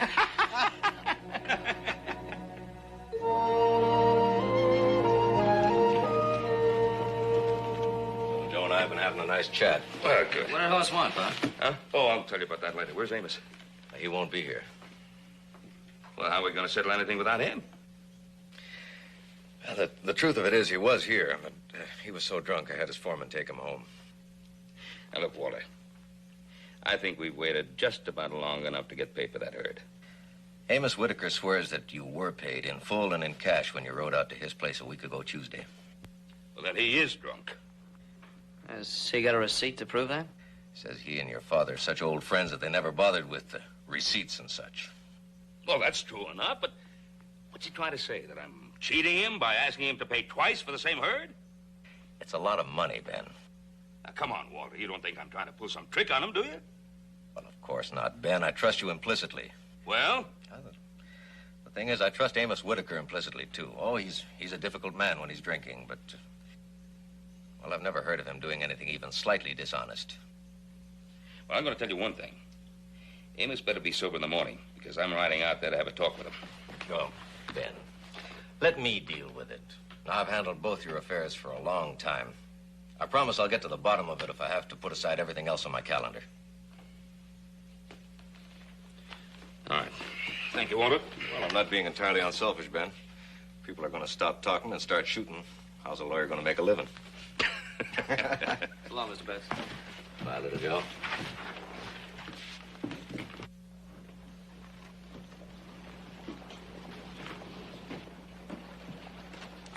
Ready to go, Hoss? Oh, hi, Paul.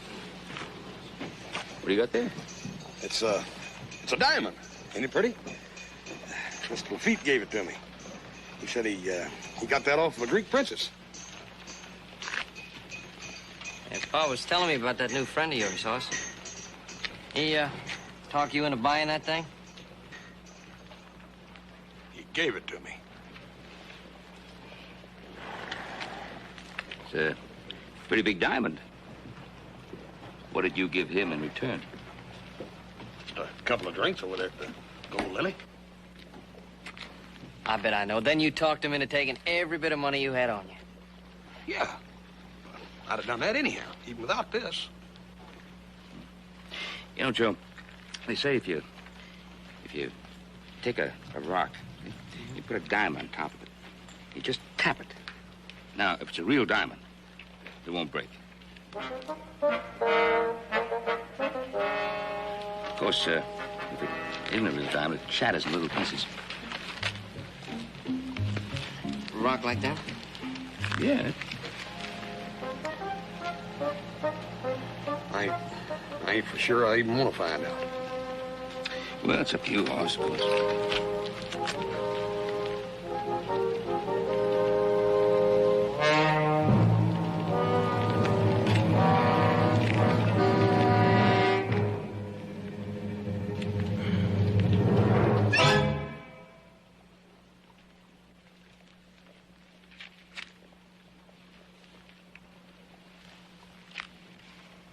You mean you really thought that man was a famous Jean Lafitte?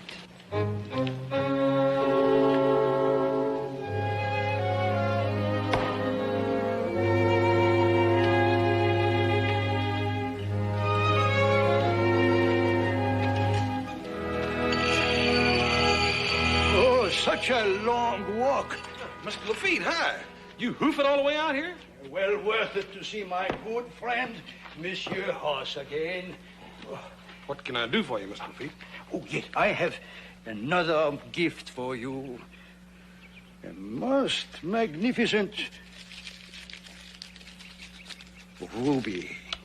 A ruby, huh? Yes, now hold it up to the light. Oh. You see how it glitters in the sun? Do you know how I got that ruby? I myself. I tore it from the finger of a Spanish grandee after boarding his boat in the Straits of Lascar. Yeah? Well, it's beautiful. It's mighty, mighty pretty. Accept it from me, please. I appreciate it. Thank you, sir. Now, what can I do for you?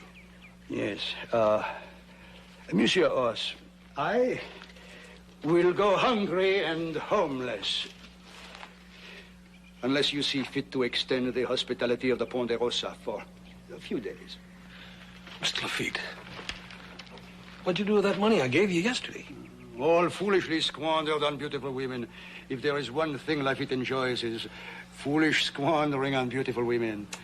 I mean, Dadburn, if you ain't got more gall than any man I ever met, Mr. Lafitte. Yes, I find it very useful. Well, I'll have to talk to my pa and brother. Mr. Lafitte, you all right? Sit down here. You will please explain to them that a footsore old war veteran is waiting outside. Tell them that the hero of the Battle of New Orleans awaits their decision as to whether or not he will have food this day. You ask them that, Monsieur Hoss. May take some time to convince them.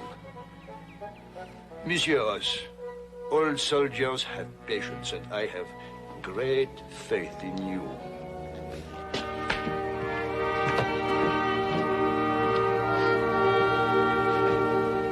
And if he turns out to really be Lafitte, we're going to feel pretty foolish, ain't we? Turn him away and all, him being an American war hero. Oh, a war hero, my foot. He's a swindler. He's a phony. Well, can't you want... What do you got there? It's another little gem he gave me. Oh, you gotta be kidding. Look at that. It's another phony gem.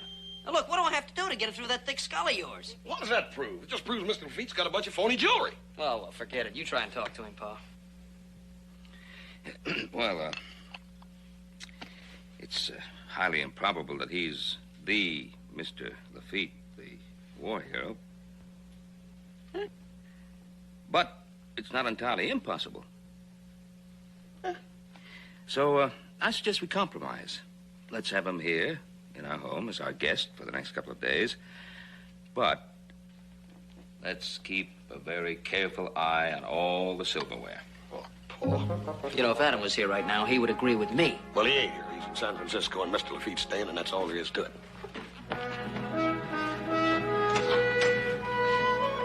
Hey, Pa, you mind if I take a look at those books of yours? You want to look at books? Yeah, I thought I might read up on the War of 1812.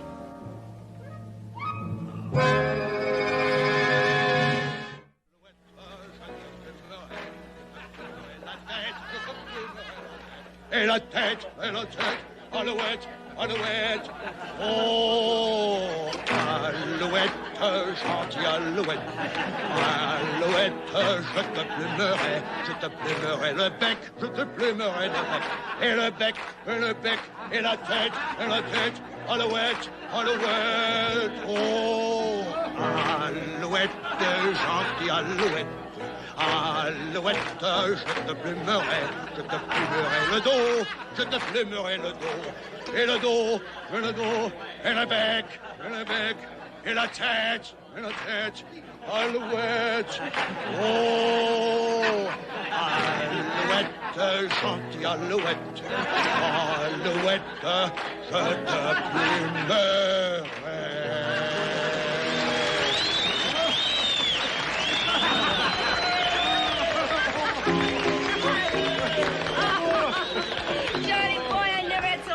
In my life. Oh, the most beautiful young lady will have even more fun. The evening is just beginning.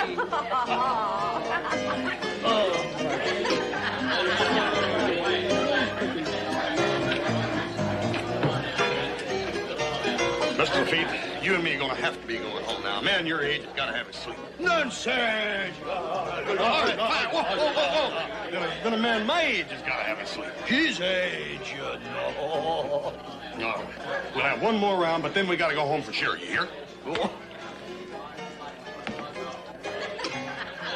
One more round, Sam. On the tab. Okay, we'll be. Better get cash, Sam.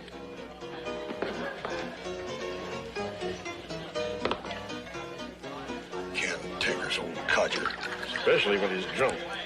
Never really remembers what he does or says. Then has to go around apologizing when he's sober. Huh?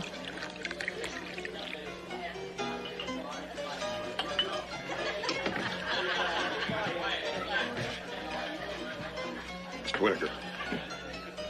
What's on your mind, boy? Sir, you know my Paul well enough, or you certainly ought to know that he ain't going to try to cheat you. He took my money, and he swears he didn't. Now, some folks call that cheating. Well, it's some sort of misunderstanding. Certainly, if you two could get together, talk. There's nothing I'd like better than to talk to Ben Cartwright. I've been looking forward for a long time to telling him exactly what I think of him. Well, why weren't you in shape to do just that in Lawyer Betts' office the other day? Lawyer Betts? What are you talking about? This is the first I've been in town in a long time. Mr. Whitaker, I seen you with my own two eyes come out of this saloon Friday. Lawyer Betts said you showed up at his office so drunk you couldn't talk. And he sent you home. Sometimes I don't remember. When I get drinking pretty heavy. That's my business, not yours. Yeah. Mr. Whitaker. Look, why don't you let me alone? Isn't it enough that you've lied to me and cheated me? Monsieur, do not talk like that to a friend of Jean Lafitte, or you will find you have no throat to talk through. Mr. Lafitte, please. I can take care of this, I assure you. Very well, if you insist, but you, remember.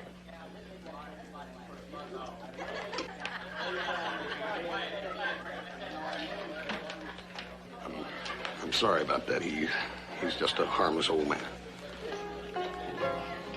What I was about to ask you was, had you been drinking hard that day you claimed that you paid my pa for that herd?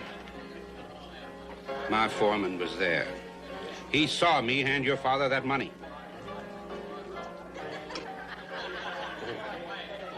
Then Tully told you about it the next day, huh? Mr. Whitaker, I've never known you to lie. And certainly not my pa. But I'm sorry, I can't say the same thing for Tully. My pa would be more than happy to ride out to your place at your convenience. Anytime tomorrow. Talk this thing over with you and try to get it settled.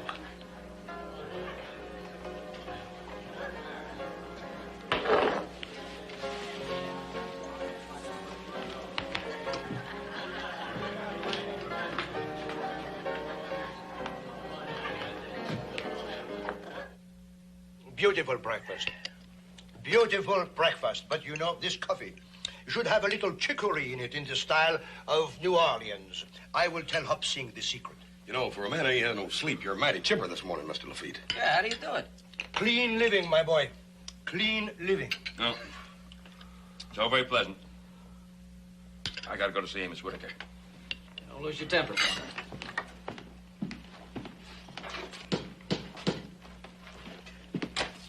All right, come on in. Come on. I'm sorry, I'm just leaving, but you're going to have some coffee with the boys. Well, thanks. Where you heading, Ben? Going to see Amos Whitaker. You save yourself a trip. Amos is dead. What? What happened to him, Roy? Somebody slit his throat with this. My cutlass, of course. During all the gaiety at the saloon last night, it was either lost or stolen. And that must have been after you threatened Whitaker. Oui. I first noticed it was missing after Monsieur House left for home around midnight, I should say. And you two weren't together all evening? No, sir. Mr. Lafitte stayed at the saloon after I left. Mr. Lafitte, we figured that Amos Whitaker was murdered about 3 o'clock this morning. Now, where were you at that time? I cannot compromise a lady. Well, if you cannot come up with something better than that, you're in real trouble. Sheriff, before you start making any charges, maybe you ought to check and find out where Amos Whitaker's foreman was at 3 o'clock this morning. I know where Tully was. He was getting his throat slit, too. On my honor, as a soldier who was decorated by the American government, I had nothing to do with these killings. Just the same, you're going to have to come along with me. All right. We'll see that you have a defense lawyer. You are most kind. You look at that. Broiled lizard tongue. A very interesting dish. Now, what are you talking about? That's the most tender chicken there's to be had anywhere. Then what is your secret recipe that makes it taste like broiled lizard tongues? Hiya, Johnny boy.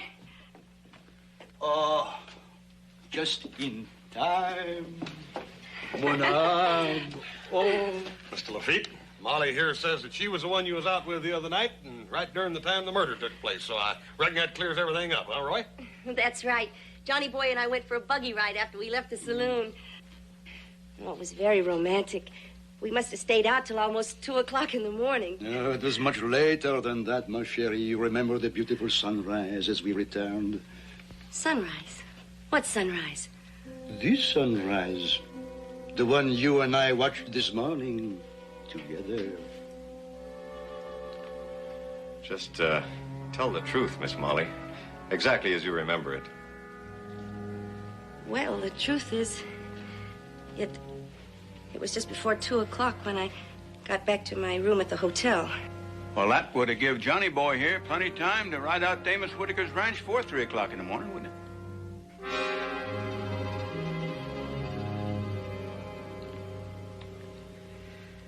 I think that'll be all, Miss Travers. I'm sorry, Johnny boy. It's been fun up to now. Molly. Johnny boy. Molly. Right there.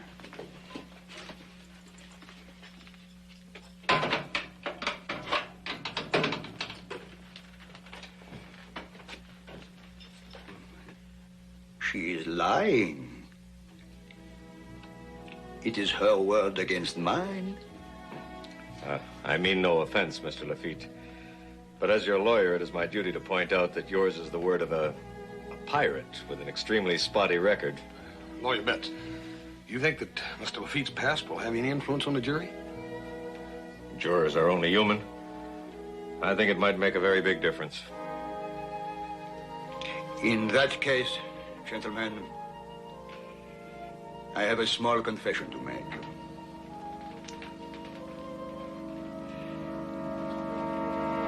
I am not Jean Lafitte.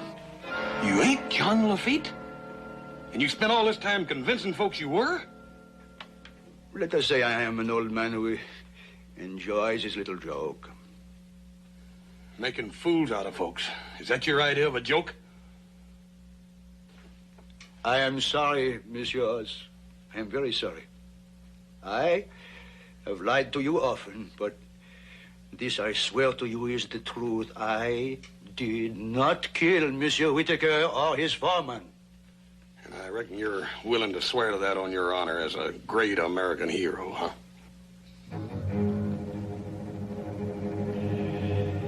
I do not blame you for no longer believing in me.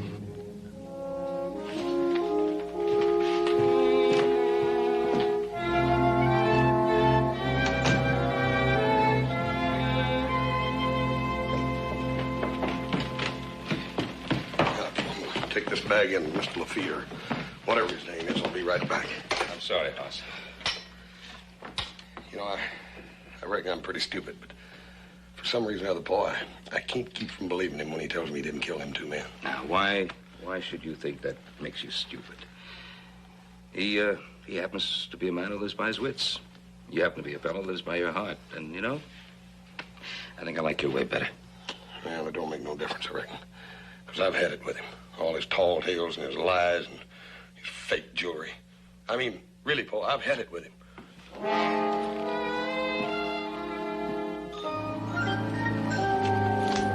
Oh, how kind of you to bring me fresh linen.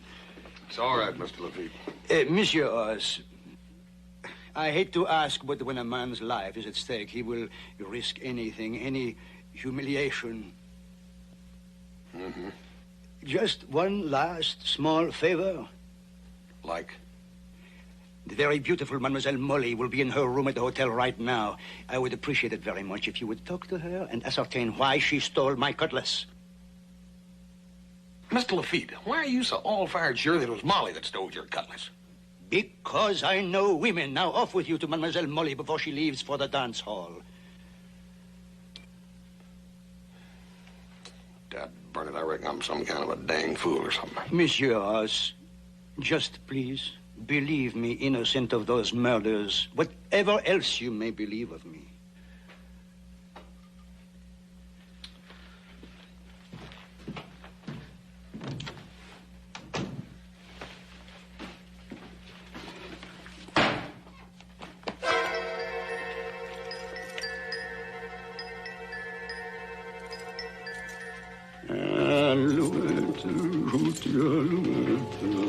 Alouette, je te plumerai, je te plumerai.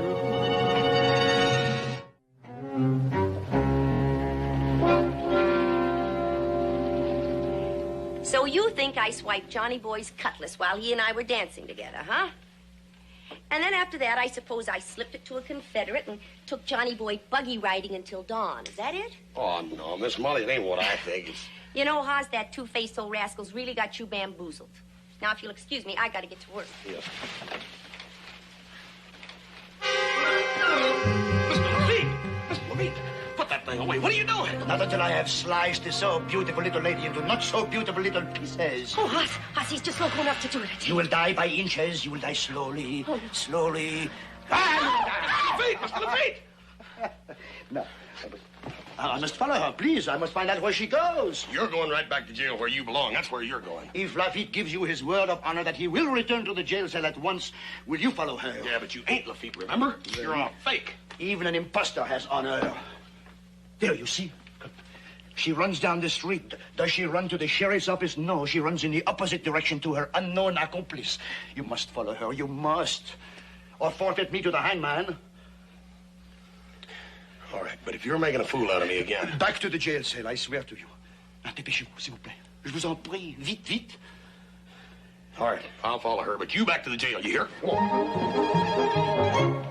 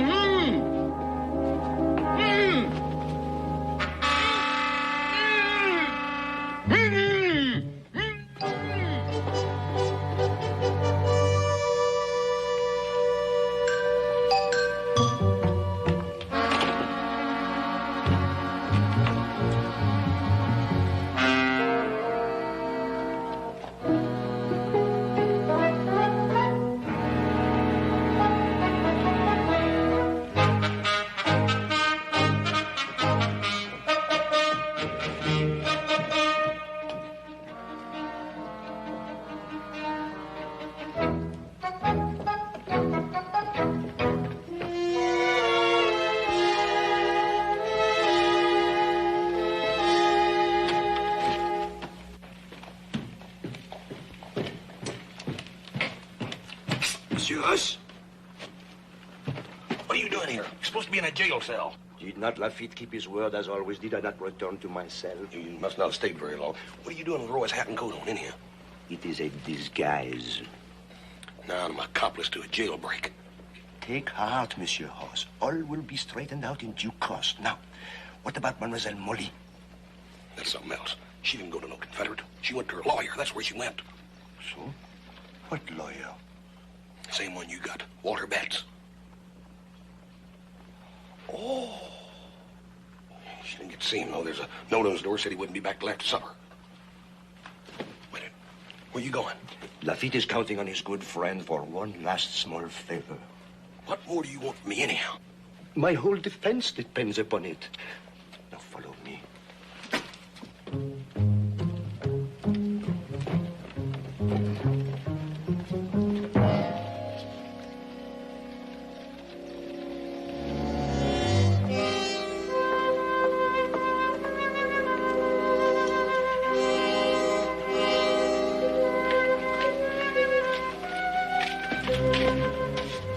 What's interesting about Mr. Betts' back door?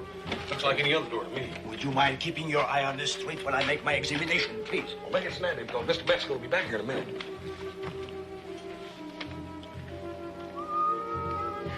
How long are you going to have to study that door, Mr. Lafitte? Mr. Lafitte?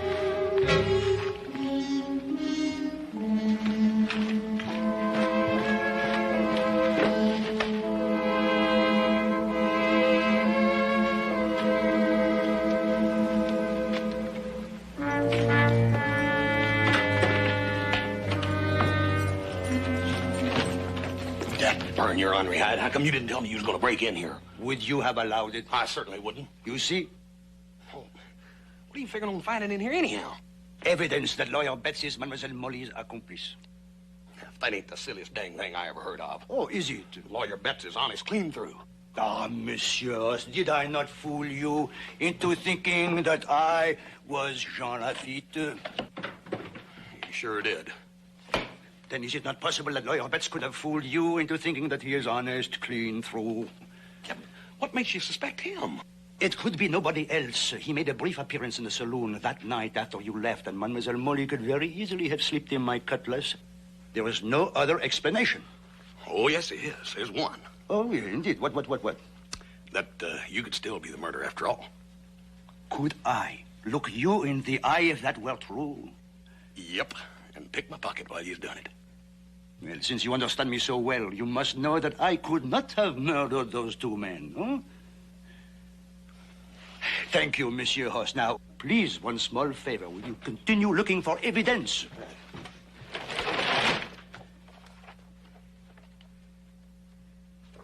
Hey, wait a minute. Mr. Lafitte, how am I going to find what I don't even know what I'm looking for?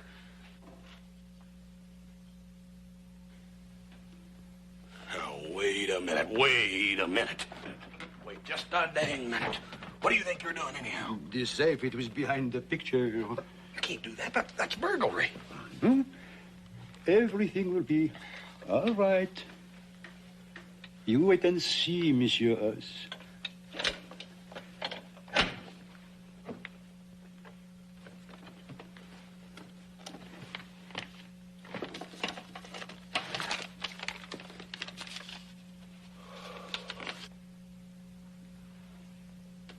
$1,000 bills. Almost exactly the same amount Mr. Whittaker claimed to have given your father. Hey, wait till the sheriff sees that. No, it would be a mistake to give it to the sheriff. A man as shrewd as Mr. Betts would no doubt have some explanation as to how he came by such a huge sum. What are we going to do then? Several things. One, we can return the money to the safe and lock it up. Two, we can put the picture back in place on the wall so that Mr. Betts will not know that his secret has been discovered. And three.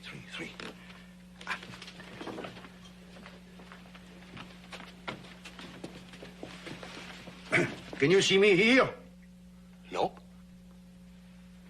Then three, I will hide here. And for you, I suggest, the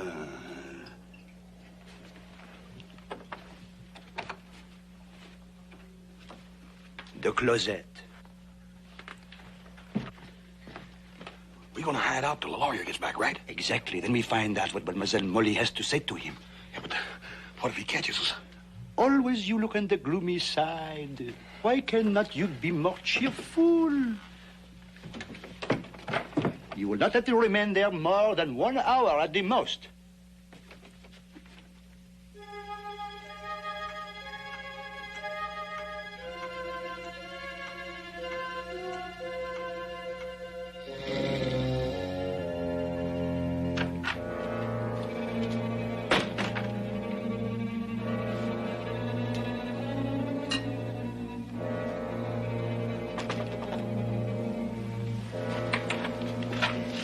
Molly, what are you doing here? What am I doing here? Did you know that Lafitte bound and gagged Sheriff Coffey in his own jail and then escaped? Good. Good. The old buzz is threatening to kill me. No, I'll ask the sheriff to appoint a deputy to guard you. You'll be safe. And Lafitte's escaping will be considered an admission of guilt. You know, you're smart, Walter. So smart you sometimes worry me. You get people trusting you, and then... And then? And then, like Tully. What about Tully? Tully played square with us all the way through. You paid him off with a slit throat. Isn't a two-way split better than a three? And what happens to me if you decide a one-way split is better than two? I rode all the way to Morgan City today to make the arrangements to buy a dance hall with the money from this deal. You're going to run it, with me as a silent partner. Now, does that sound like a double cross?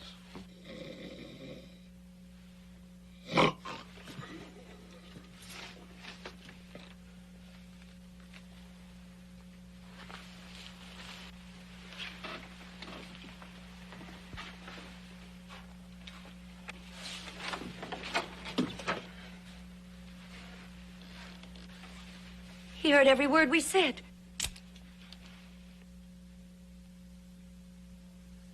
Unbuckle the gun belt. Drop it. Where's Lafitte? Home. You never were a very good liar, Hoss. He's around here somewhere. What makes you so sure? Well, Hoss isn't tricky enough to pull something like this on his own. Where is he? I said I didn't know. No place here he could hide except...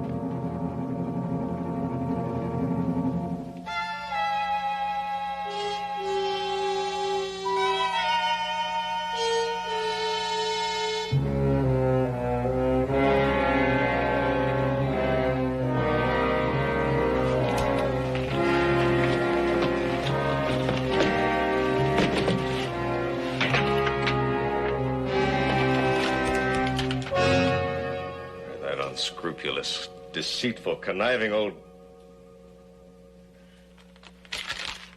How long were you in that closet? About an hour. Your Honor, may I address the court? I came home from a business trip. Found a prowler in my office. It was dark, and I shot him before I realized it was House Cartwright. And to this day, I have no idea what he was doing there. Well, Your Honor? Killing Amos Whitaker was bad enough. Tully was even worse, but Haas. I suppose you'd rather the law hung both of us.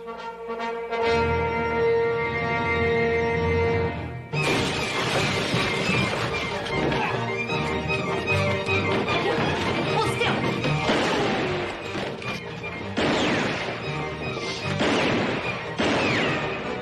Won't you hold still?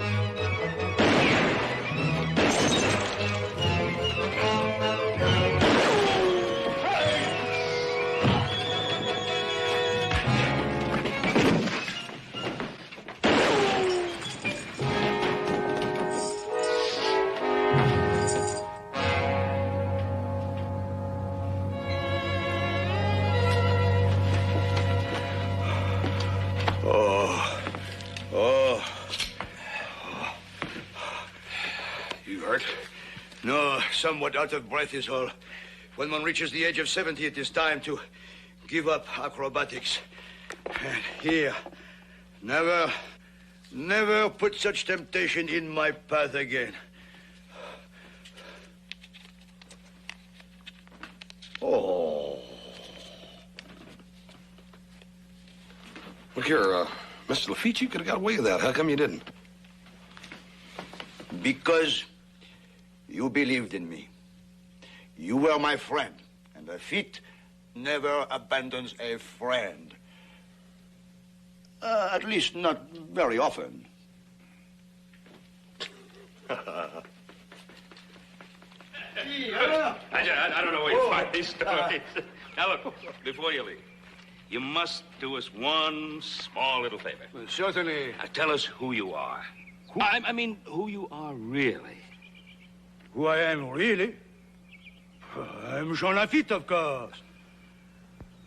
But, Mr. Lafitte, when you were in the jail cell, you said that... Because at that time it was inconvenient for me to be Jean Lafitte, but now with the charges against me being dismissed, I am free to resume my true identity.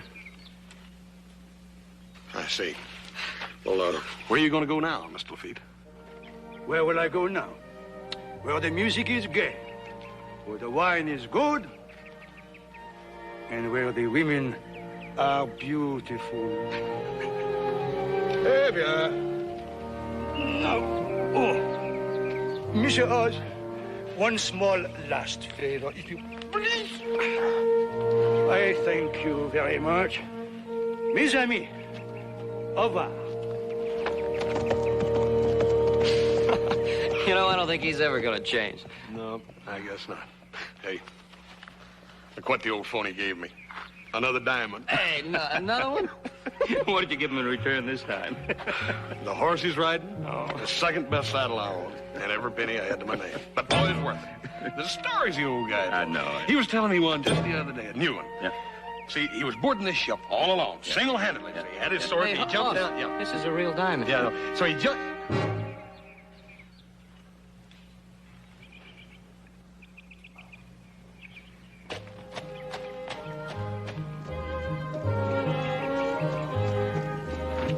You don't suppose that really is...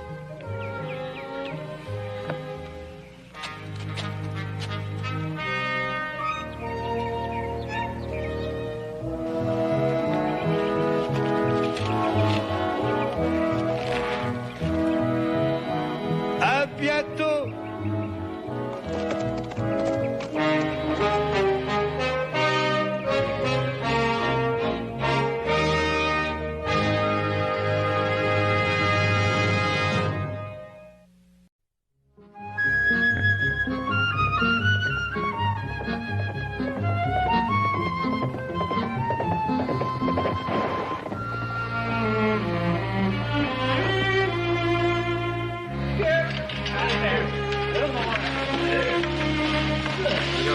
on the car. Wait. That's good.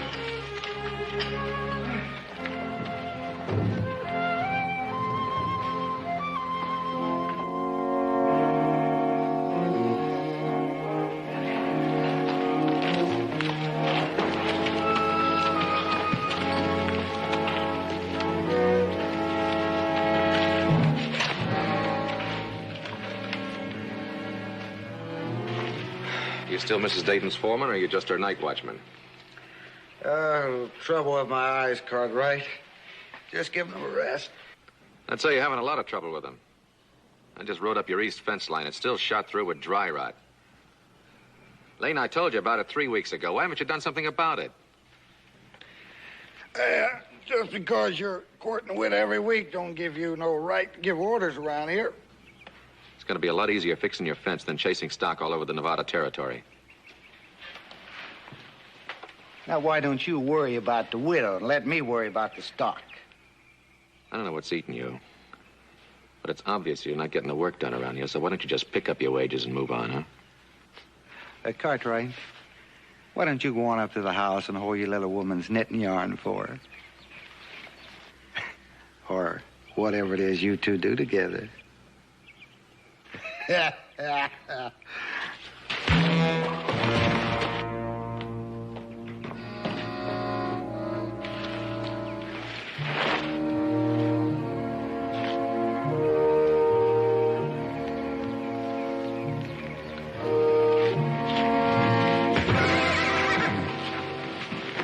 Come on, Lane, break it up. Peggy, go back in the house.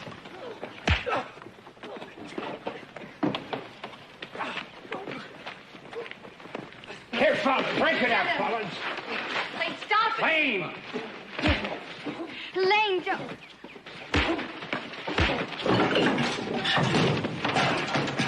All right, that's enough. Adam, stop it. Adam,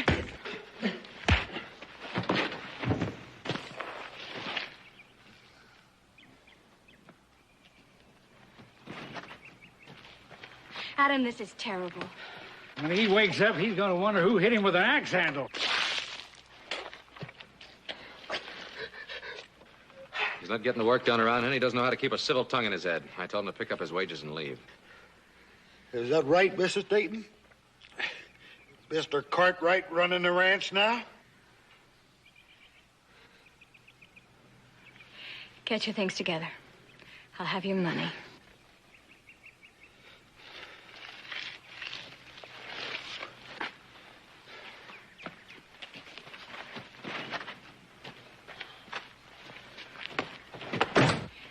Well, Adam, are you?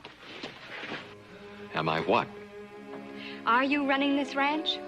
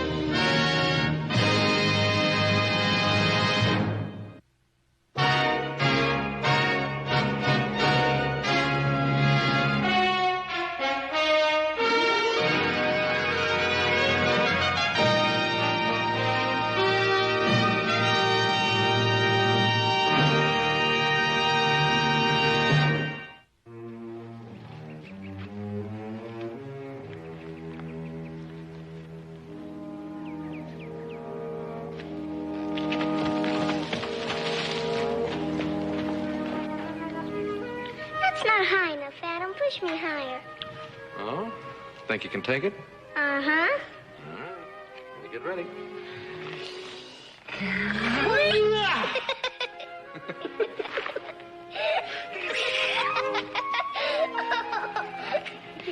Peggy, you better go in and get ready for lunch. I want to talk to Adam. All Oh, Mommy. Come on. All right, Peggy, come on. And you go. I'll give you a long ride. A real high one, all right?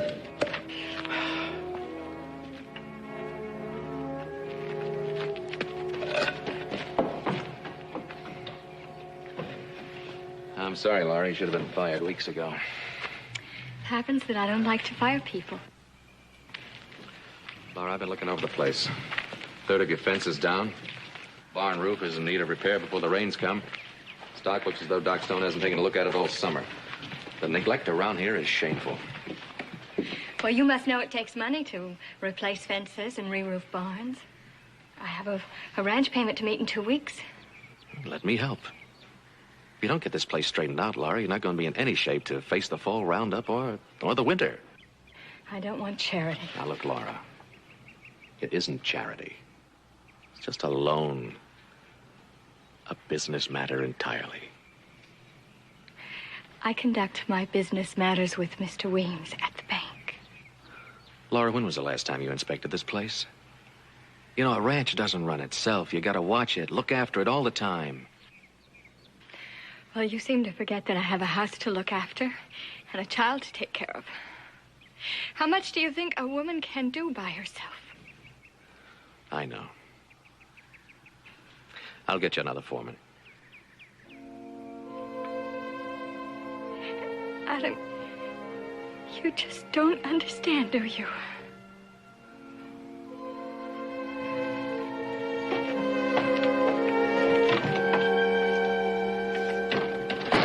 What's the matter, Mommy?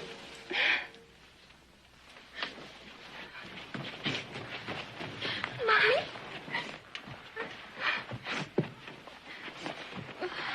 I thought you liked Adam. You know, Sally's mother says she wouldn't be the least bit surprised if he doesn't marry you. Well, Sally's mother is obviously being a bit premature. Adam's interest in me seems to be largely business. But if we need the fence fixed and the roof fixed, and you like him and he likes you, why won't you let him help? Dear Peggy. Well, sometimes people just get a little bit mixed up.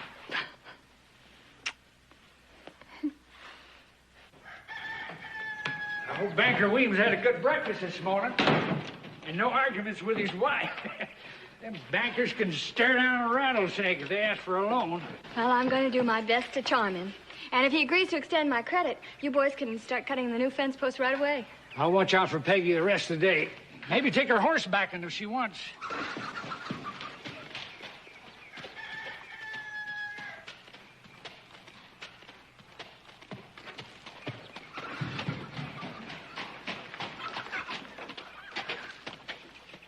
Pardon me. I'm looking for Mrs. Frank Dayton. I'm Mrs. Dayton. This is Dave Wilkins, one of my hands. Howdy. Howdy. Excuse me, ma'am. I'm Ward Bannister, Mrs. Dayton. I was a friend of your late husband. Oh? What is it you want? Well, some months ago, Frank gave me an envelope for safekeeping. I didn't hear about his death till about a week ago. Or I'd have sent it much sooner. I see. It's a $10,000 insurance policy on Frank's life. Well, I can hardly believe it. I had no idea. Well, it was very thoughtful of you to ride out all this way to bring it to me. Well, as it happens, I didn't come out here just for this. I'm riding on into Carson City. You don't happen to be riding into town, do you, ma'am? Yes, I am. And this will make the ride much more enjoyable. Well, I'd like to ride along with you if you don't mind. Well, the insurance agent in San Francisco told me that he needs an affidavit and several questions have got to be answered. And... Well, I can explain these questions to your lawyer if you like. And... I would appreciate that very much. It'd be my pleasure.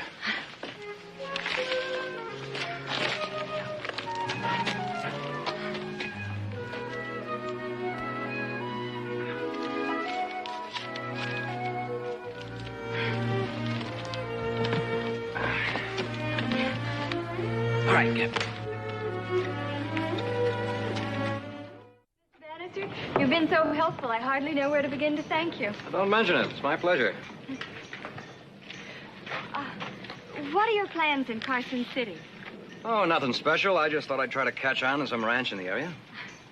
You hardly have the look of a ranch hand. Oh, now, these hands have done an awful lot more than deal 3-card Monte, Mrs. D. Well, about the only thing ranching does for hands is grow a crop of calluses. These didn't grow anything else until I was more than 20. Well, would you like to come to work for me? I'd sure like the chance. All right. Let's try it. But I don't think it would be very practical to wrestle down a calf in those clothes. You know, I agree with you. I still have some supplies to order. While I do that, you can order some work clothes. Fine. I'll walk you over to the store. I have to send a wire to a friend of mine in Carson City telling him to stay on.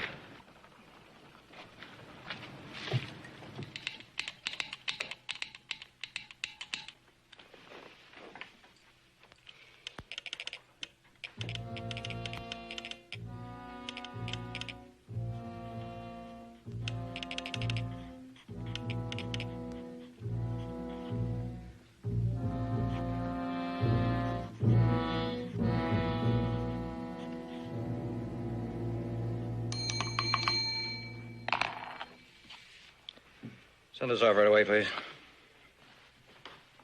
Keep the change. Be there in an hour, mister.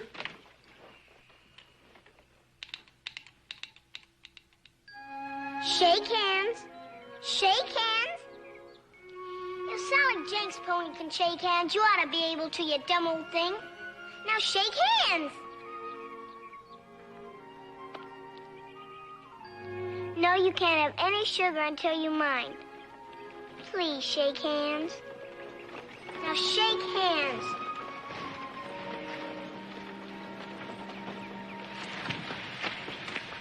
Hi, Mother. Hello, Peggy. You been a good little girl? Yes, Mother.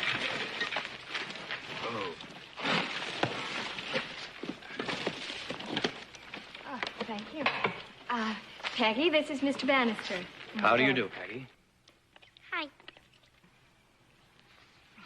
Oh, the bunkhouse is over next to the barn. Fine. Thanks again, Mrs. Dayton. I'll see you later.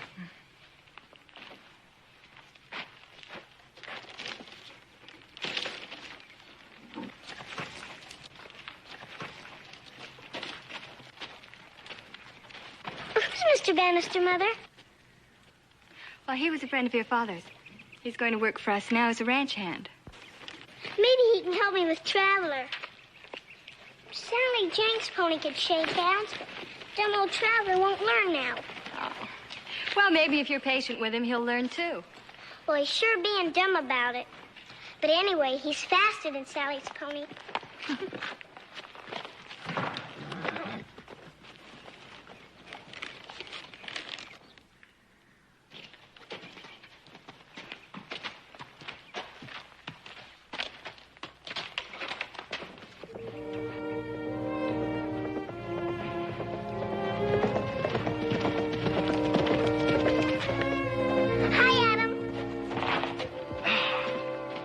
How's my girl?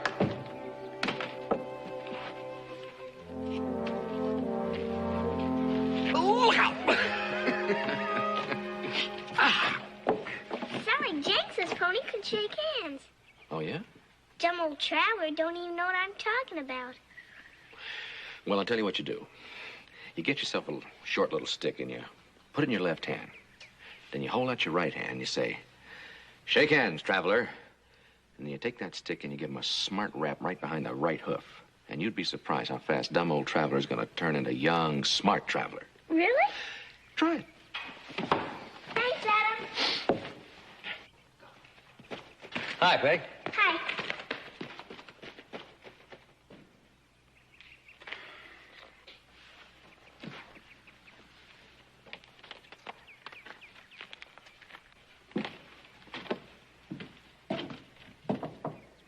Come in. Hey. Hello, Adam. How nice of you to call. Who's the new man I saw out at the bunkhouse? His name is Ward Bannister. He was a friend of Frank's in San Francisco. Oh, friend of Frank's, huh? Yes. Frank did have some friends. What's he doing here? Oh, he came to give me a $10,000 life insurance policy that Frank had left with him. You'll probably be interested to know that I've already ordered the new fencing and the new roofing, and I've hired a new foreman. What kind of experience has this Mr. Bannister had? Well, he has done a lot of work with cattle. Does that qualify him as a foreman? Dave Wilkins is the new foreman. Mr. Bannister is the new hired hand. Now, if either Dave or I are dissatisfied with his work, at the end of the first week, he rides out again. Any more questions? No. Good. Now, if you'll excuse me, I have some mending to do. Or maybe you'd rather stay and watch. I may have been doing that wrong all this time, too.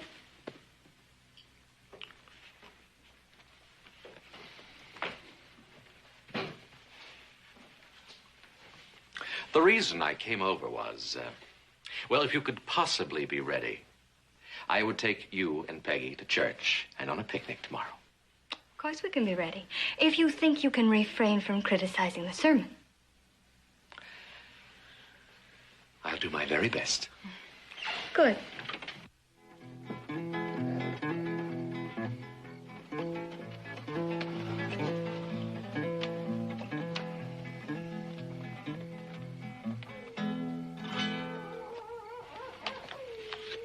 Sounds like a she-wolf.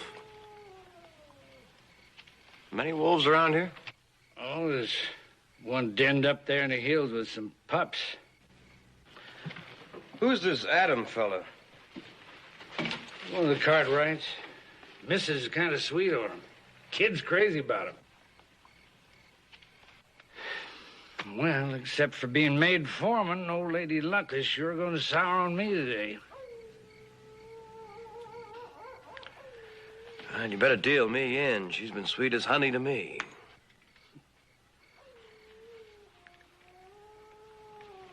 One of you fellas lend me some rifle ammunition? Well, there's a whole box of it inside. Helps, why? Well, I thought I'd take a crack at that wolf in the morning. Hey, that'd sure be a good way to get rid of the Sunday morning do-nothings. Would you mind if we went with you? Oh, sure. Fine.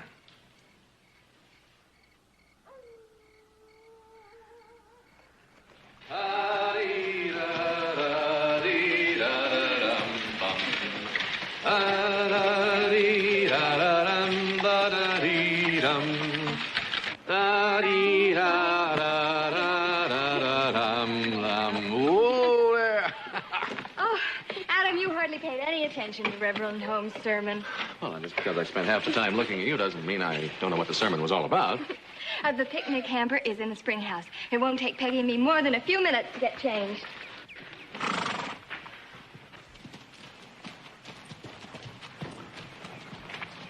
And what are you all grinning about? A puppy!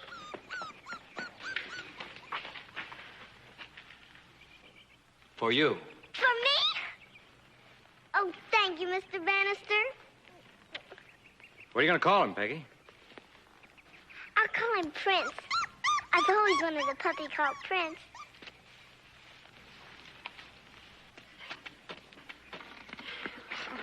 Adam, this is Ward Bannister, Adam Cartwright. How do you do? How do you do, Miss Cartwright? Laura, you know that's a wolf cub. Ward here, he kept complaining all last night how the mother kept him awake. So this morning we went out to get her. Wasn't easy getting that little critter out either. They're in a van as frisky as a kitten. Well, that was a fool thing to do. Oh, well, why was it a fool thing to do, Adam? Well, Laura, the puppet's fun now, but when it grows up, it'll be what it is, a wolf. You're going to be gone for a few hours. I suggest that you take the cub back and put him back where you found him. Any way you want it, Miss Cartwright. I don't want him taken back. I want him to stay here. Please, Adam. He's so little and helpless. Peggy. He's got to go back sooner or later. It'd be better if you do it now before you really get to like him. But I like him now, and I'm going to keep him. Peggy. I'll go talk to Peggy, ma'am. I don't want to cause any trouble. Yeah.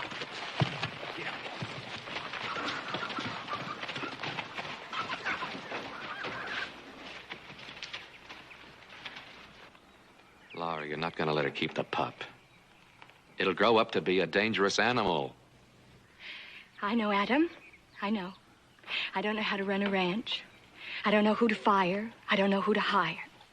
The fences are falling down and the roof's leaking, and the stock is unattended. And now I can't even make the right decision about whether my child should have a pet or not. Well, Adam, if I'm so hopeless, why do you bother? Why do you even bother?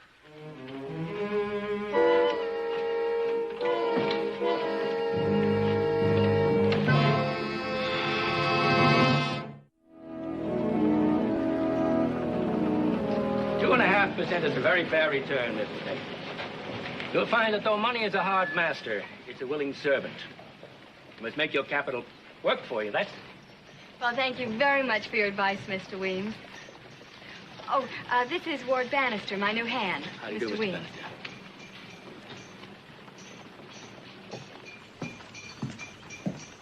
Everything all right, Mrs. Dayton? Yes, including a nice little lecture on the value of money. Now, I still have some things to do. Have you finished your errands? Yes, ma'am. Oh, would you mind driving me? I may as well do these things while we're in town. Not at all. Where to first? Bannister? Yes. Bless my soul, it is. How are you, Ward? Fine, fine. I'd like you to meet Mrs. Dayton. She's my employer. How do you do? Pleasure, Mrs. Dayton. Ward, what are you up to now? I'm a ranch hand. And a very good one. Ward was a very good timber cruiser for me some years ago, Mrs. Dayton. The problem was to keep him tied down in one place. Well, I must hurry along. Nice to see you, Ward. And a pleasure to meet you, Mrs. Dayton. As a matter of fact, why can't we have lunch at the hotel? I hate dining alone. Can't feel I'm not particularly dressed for a restaurant. Well, possibly you can convince him. I'll be pushing along to San Francisco in a day or two, and it may be another 5 years before we meet. You don't have to worry, Ward. The people in the Virginia City Hotel are quite used to men in trail clothes. All right, fine, Miss Kent. Half an hour, then? Fine. He seems like a pleasant man. I suppose the least I could do is get a shave. I'll meet you back here in a half hour, then. I'll meet you at the hotel. At the hotel.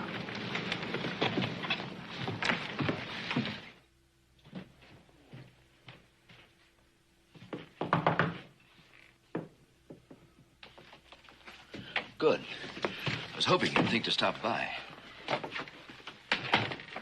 Where's the girl? Shopping. I'm getting a shave. She wasn't suspicious when you told her that you were a friend of her husband's. From what I gathered from the ranch hands, he didn't talk too much about his trips to San Francisco. I can understand why. Oh, There was a lot more pleasure than business. Who was she talking to at the bank? The president. Seemed to me to be a careful old codger. That's probably who she'll be checking with. I'm rather glad I was careful to pick something he'd approve. And what would that be? The San Francisco Monterey Railroad. San Francisco Monterey? I never heard of it. Neither had anyone else until 2 months ago. It's Jay Banion's promotion. For old time's sake and a cut of the proceeds, he let me in on it. Think old Weems will go for this? Oh, I'm sure of it. Jay's been clever about this one. Right-of-way surveys, negotiations for land. Banker Weems has probably read all about it in the financial news. But we've got to be quick. What's the next step? Just follow my lead. Here's to our pigeon, who's about ready to be plucked.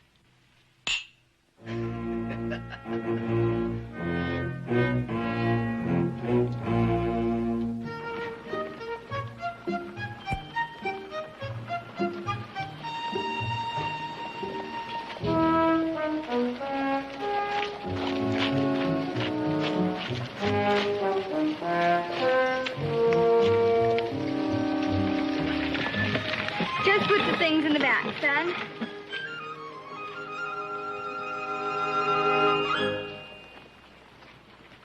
I just want to say one thing, Laura. What? I'm sorry. I hadn't realized what a pleasure it was calling on you, knowing that I was welcome. Well, the running D's always welcome calls from neighbors. That's not exactly what I meant. Would you have lunch with me today? I've been an idiot, and I realize it. I hadn't guessed the Cartwright men would confess to a thing like that. Well, it takes time. But it sinks in. I already have a luncheon engagement today, Adam. I'm sorry. I really am. But I don't have any plans for the evening. Good. I'll see you tonight.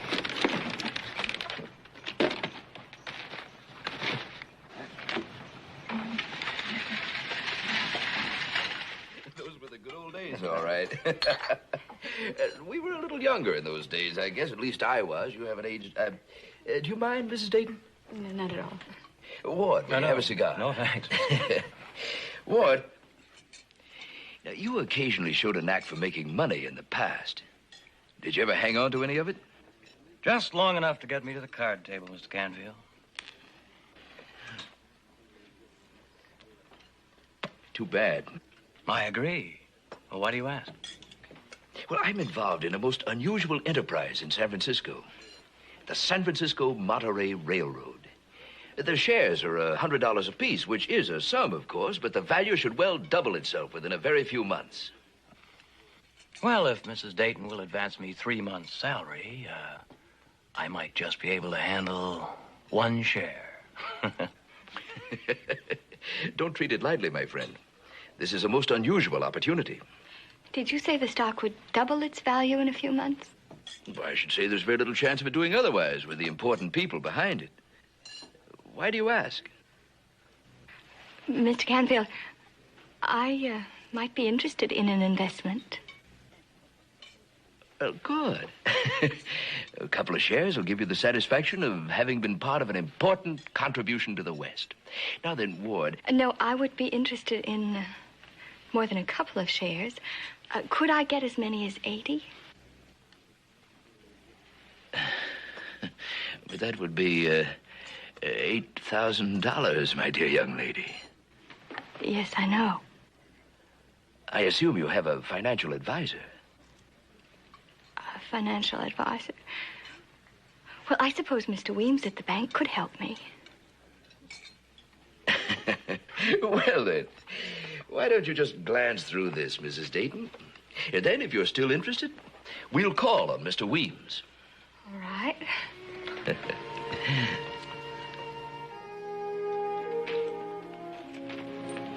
Peggy, maybe we should let Prince go. Well, he doesn't seem to be very happy.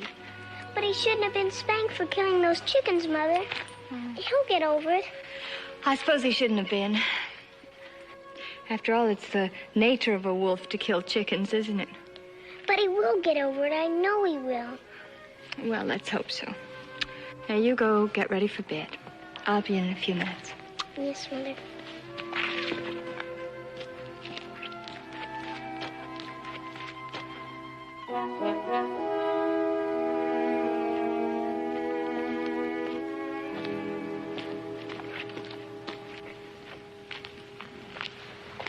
Good evening.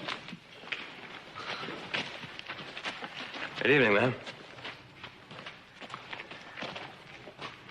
I had just this moment decided to go and see if you're in the bunkhouse. Oh, have you got a chore you'd like me to tend to, maybe? No, your friend, Mr. Canfield. Have his ventures always been successful? His ventures have been very successful. Mr. Canfield's a very clever man.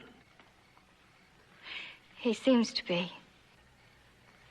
Can't make up your mind whether or not to invest, right? Well, $8,000 is a considerable sum of money. Wish I had it. Mr. Canfield's given me several opportunities, but I just never can handle them. It sounds like wonderful investment. You don't have too much time to make up your mind, do you? Remember, Mr. Canfield's got to leave sometime tomorrow.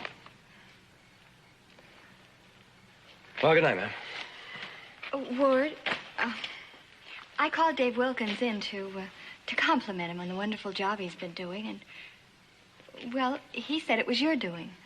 Well, that was mighty nice of him. You do like the life here, don't you? Well, yes, I like it here very much. Oh, Dave told me another thing. He doesn't really like the responsibility of being the foreman. He would stay on, though, as a hand. Well, now, if you would be interested in taking over his job... Well, I don't think I could do that, no. Oh, yes, you could. You're just being modest. I have been told by experts that I need a man to run this ranch. Well, maybe that could be you. We might work out some sort of a share arrangement. Now, you think about it, Ward. Ma'am. Yes? You really want me to stay on here, huh? Yes. I don't know how to say this. I'm not too much at giving people advice. Well, that's a refreshing change. I've been thinking it's a good thing to invest in your own property.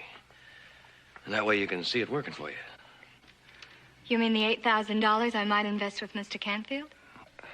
Well, Dave and the boys and I were talking in the bunkhouse, and we figured that, well, the running D can handle 3 times the herd you have.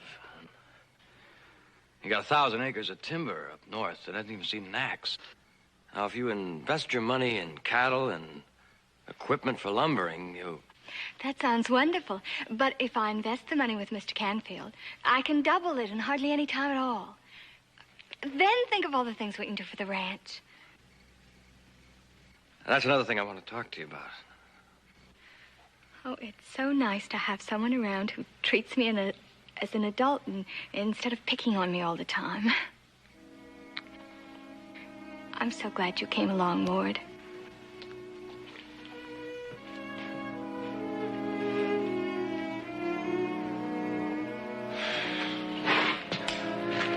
Come on.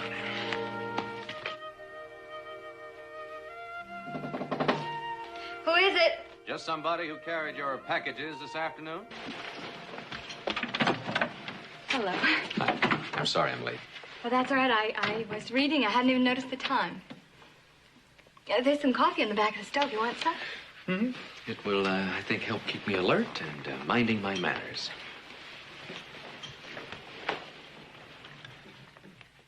I found a nice spot for the picnic Sunday.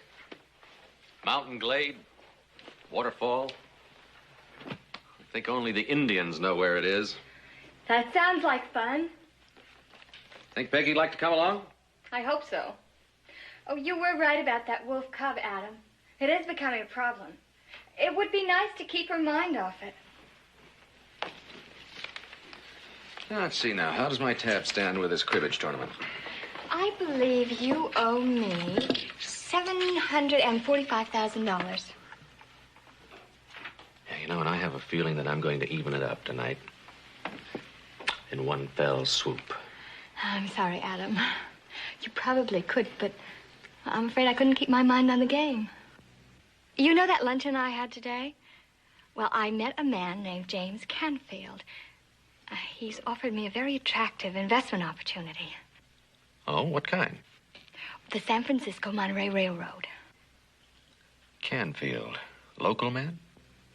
Oh, no, he's a friend of Ward Bannister's. He just happened to be in town from San Francisco.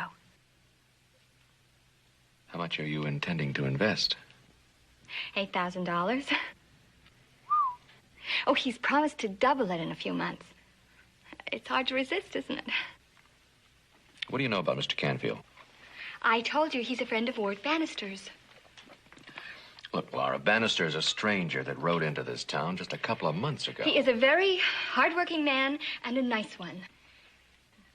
Maybe he is. But that isn't enough reason to put a lot of money into an investment on the word of a friend of his that just happened to be passing through town. I've discussed this thoroughly with Mr. Weems. He is very impressed. Well, Mr. Weems is a very capable small-town banker. But I doubt very seriously if he knows too much about high finance. Or Bannister's Mr. Canfield, for that matter. Mr. Weems has sent a telegram to the president of the railroad asking him if Mr. Canfield represented him. He won't let me make a move until he gets a confirming wire. And Mr. Canfield has to leave town soon, Yes. Tomorrow, as a matter of fact. Why?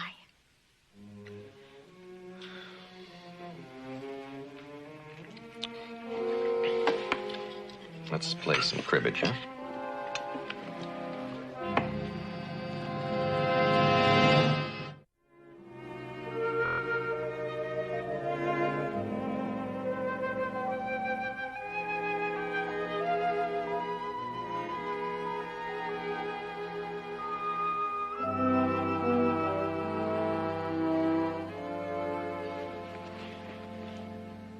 Can I help? I doubt it. I kind of got myself in a messy situation with Laura. She's investing in this railroad. Big one. I don't know, the mood she's in, I don't seem to be able to get very far in discussing it with her. You think it's a bad investment? Depends on who the other investors are, how much stock has been sold, if they have any freight orders. She hasn't even bothered to check into these things. Can't you? Well, I intend to. I thought I'd wire our broker in Frisco tomorrow morning and let him check these things out. But the trouble is, if we think it's a poor investment and I persuade her to pull out of it and it turns out to be a good investment, well, I'm going to be as welcome at the running D as an outbreak of cholera. Is it important to you to be welcome at the running D? Well, it is now more than it was a few weeks ago, yeah.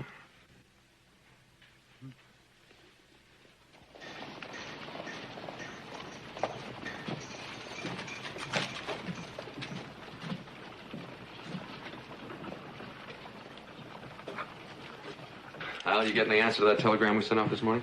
No answer yet, Adam. I'll be over at the hotel having lunch. When it comes in, get it over to me right away, will you? Sure will. You know, it's a funny thing. Mr. Weems, the banker, got a telegram from San Francisco today about that fella Canfield. Said he was empowered to act for the railway. For a stranger, he sure is popular. Yeah, sure is. He won't be here for long, though. Mr. Weems tells me he's taking the stage back to San Francisco today. Thanks, Al.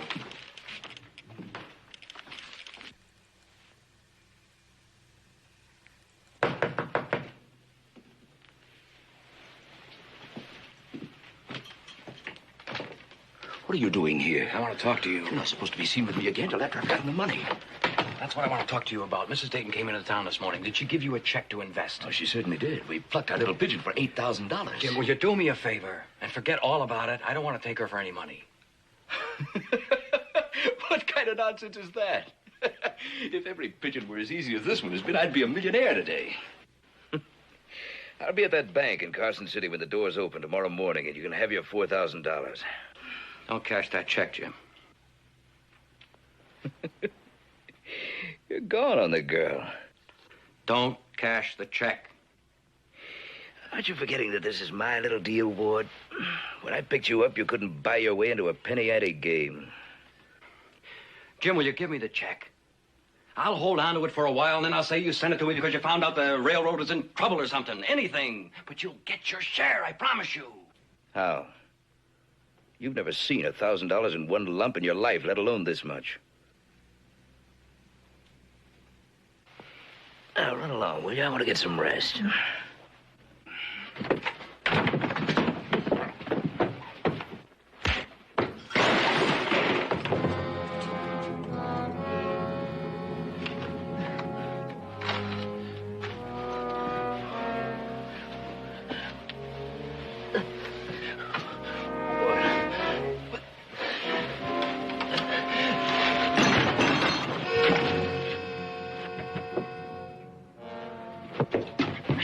Canfield! Canfield!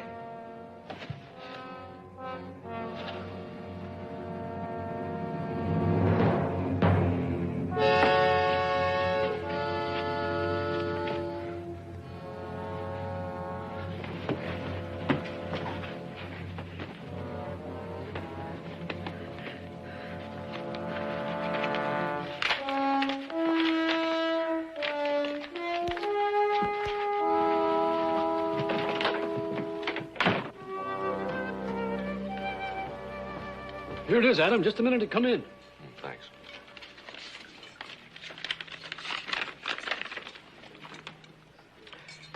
New San Francisco Monterey Railroad, Netherlands on exchange. Investigation shows Canfield Alias Combs in his car. Confidence man. Present whereabouts unknown. Regards. Any answer, Adam? What time the next stage for San Francisco leaves? Well, not for about half an hour. Was Canfield already checked out? Well, there's only one way to find out.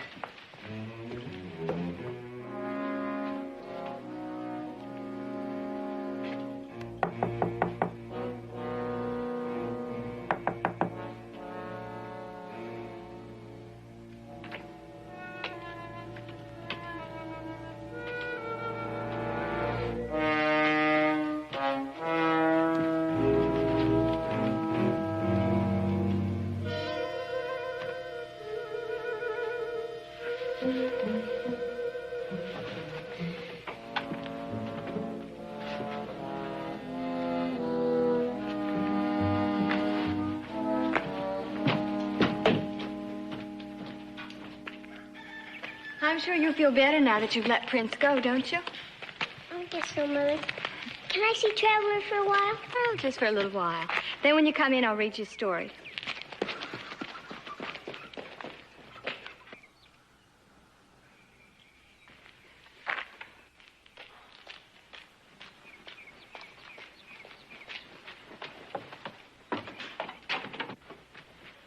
Ward.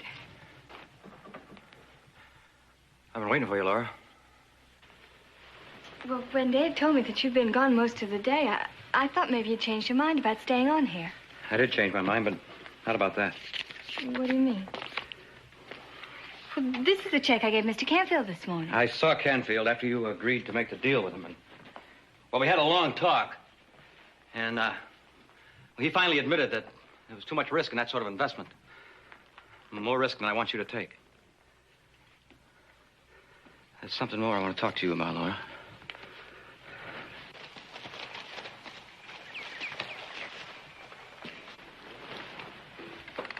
What is it, Ward? I found something here I've been looking for years. Something I never thought would be possible for me again. Well, I think that's wonderful. I'm very happy for you.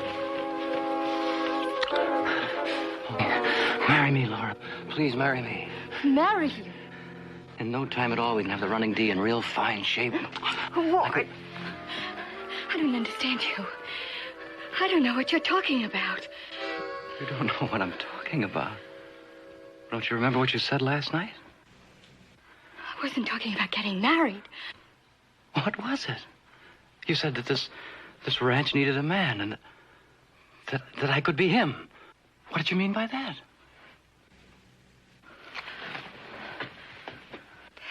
That I admired you, that you might run the ranch for me.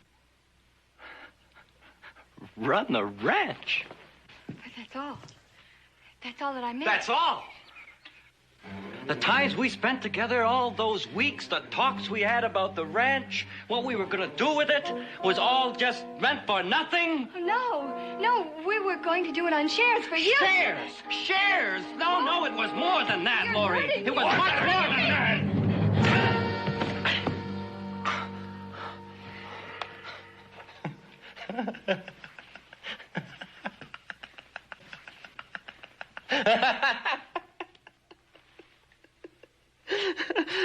I had to get carried away like a punk kid in his first poker game. Ward and Canfield were partners in a scheme to rob you of the money with that phony railroad stock. I even risked my neck to get you that money back. Well, that's what comes of dreaming. Let's go, Ward.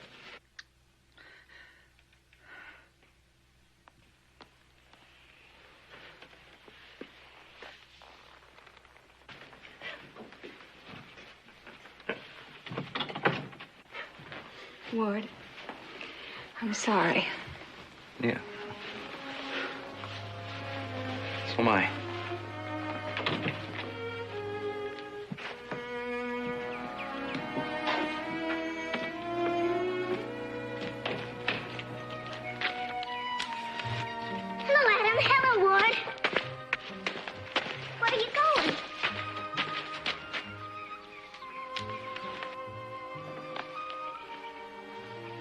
I've got to go away, Peggy. I'm sorry about that little wolf pup. We let him go this afternoon. That's where we've been. I guess you can never change animals from what they're meant to be. That sometimes happens with people, too, Peggy. Be a good girl now, huh?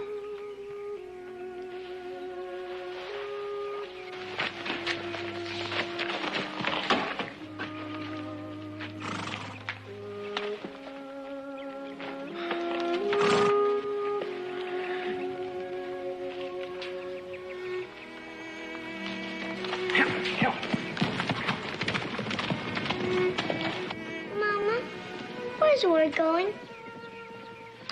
I don't know, dear. Will he ever come back? I don't think so. What about Adam? He's coming back, isn't he? I hope so, Peggy. I hope so.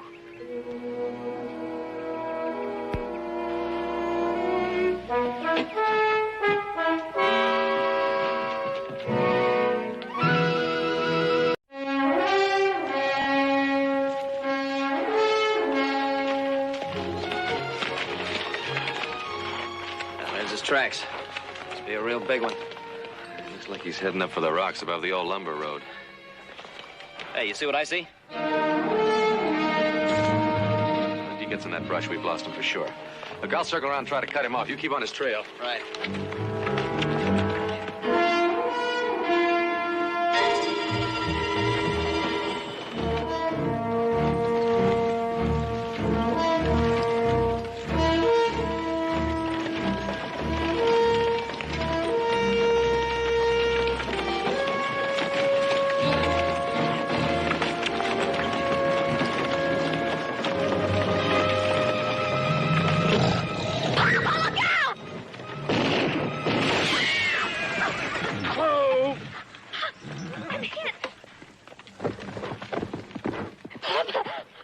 You're bleeding. Papa, my eyes. That's all right. Papa, my eyes, I can't see. Papa, I can't see anything. Can't see, Papa, my eyes. Easy. It was you. You shot my little girl. You blinded her. It's all right, baby. I can't see, Papa. I can't.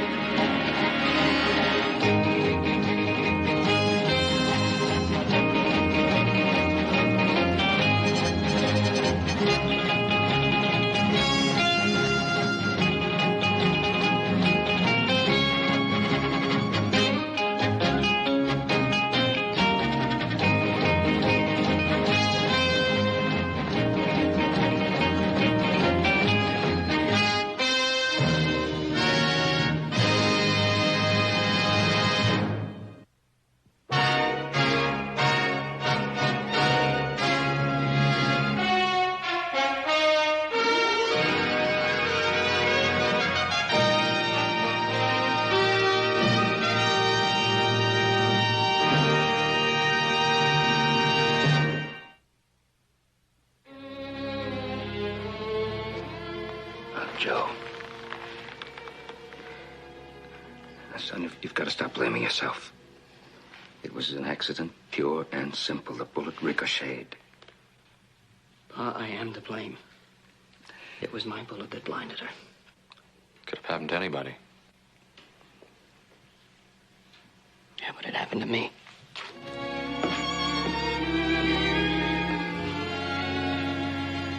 Now, don't you worry, sweetheart. The doctor says there's a very good chance you'll see again. You mean that, Papa?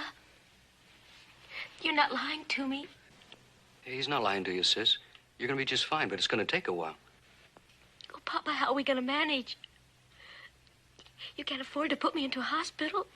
We're staying with the Cartwrights. They're going to foot all the bills. Can they afford it?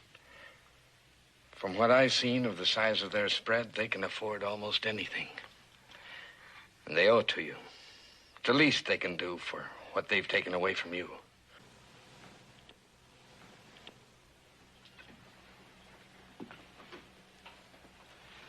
Now, Joseph, will you settle down?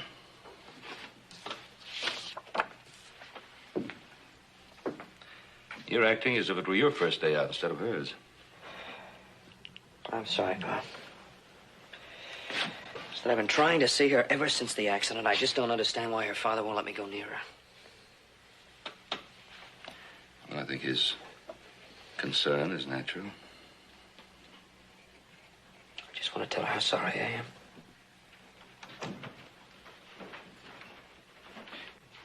I think you'll have your chance right now. Pop, I'm scared. Don't be afraid. We'll hold you. Come on. There it is. That's fine. Fine. Oh, good morning. Good morning. One more. Well, good morning, good morning. And how's our lovely young patient this morning? Who's that? I'm Ben Cartwright. She's feeling quite chipper. This is the first day without the bandages. Feels good to get out of that room for a change. I'm sure it does. Papa, could I maybe get a little fresh air? Sure. I was hoping she might like something like that. Who's that? It's little Joe, Tessa. Look, I thought you might like a little ride. I've got the carriage outside. I got the horse all hitched What's wrong, Cartwright? You trying to ease out from under a guilty conscience? Lon, that's no way to talk. You shouldn't turn the back of your hand to a generous offer. If little Joe would like to take her for a ride, I think that would be nice. If Tessa would enjoy it. I'd enjoy anything that would take me out into the fresh air for a while, Papa. So we better get started then. There's an awful lot of the Ponderosa to see. Well, Tessa, I'll see you later, Papa. enjoy yourself.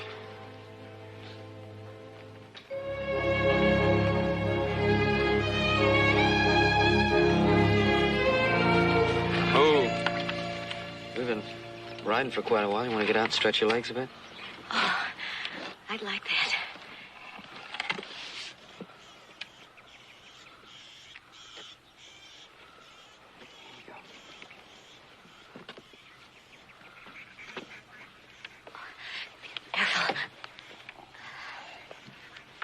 There's a log over here. Would you like to sit down? Yes, I would. This way.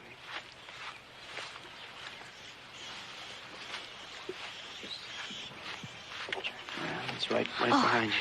Yes, I found it.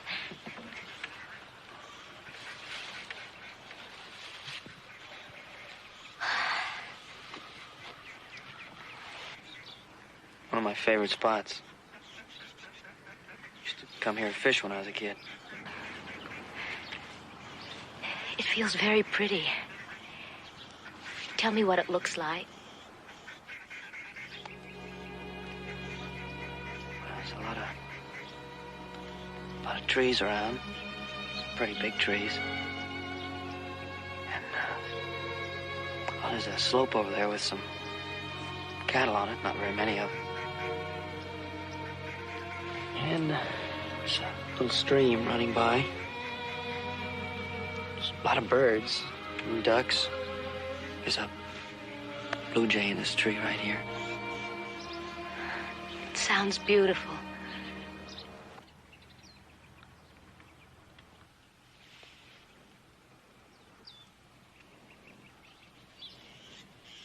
Tessa, I'm so sorry.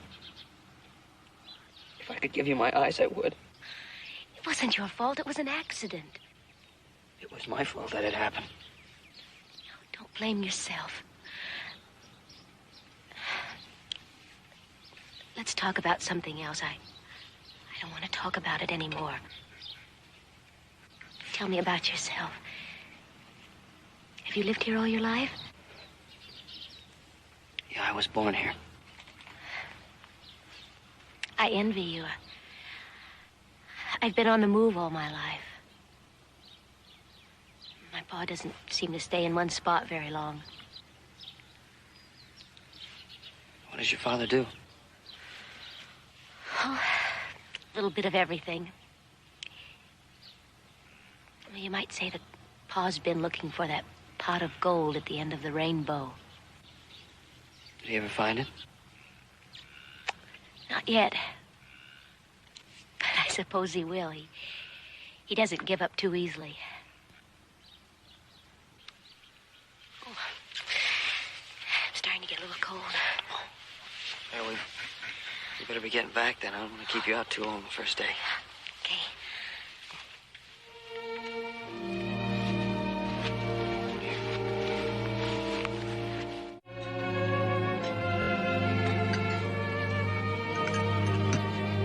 Tessa, I'll cut that for you. Oh, thank you. You're getting too fast for me, little Joe. Doesn't a father have any prerogative in taking care of his daughter? It's my pleasure. Fine.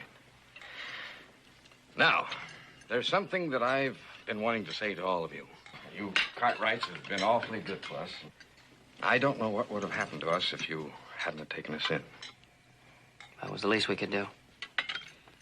Tessa, the meat's on the left and vegetables are on the right. And if I've been short-tempered and mean these past few days, why, it isn't because of what happened to Tessa there. Well, we've had some plans, and those plans are pretty well gone now. What plans? A job out in California. Paid well, too, but I had to be there by a certain time, and the time's passed now. You sure it's too late now? Quite sure. That really isn't very important. What is important is the young man that was waiting for Tessa. Met him out in Missouri about a year ago. He was on his way to California. He was going to make his fortune. Said he'd send for Tessa, and he did a couple of months ago. Papa... Oh, it's true. The engagement is off, Tessa. It seems he doesn't want to marry a blind woman.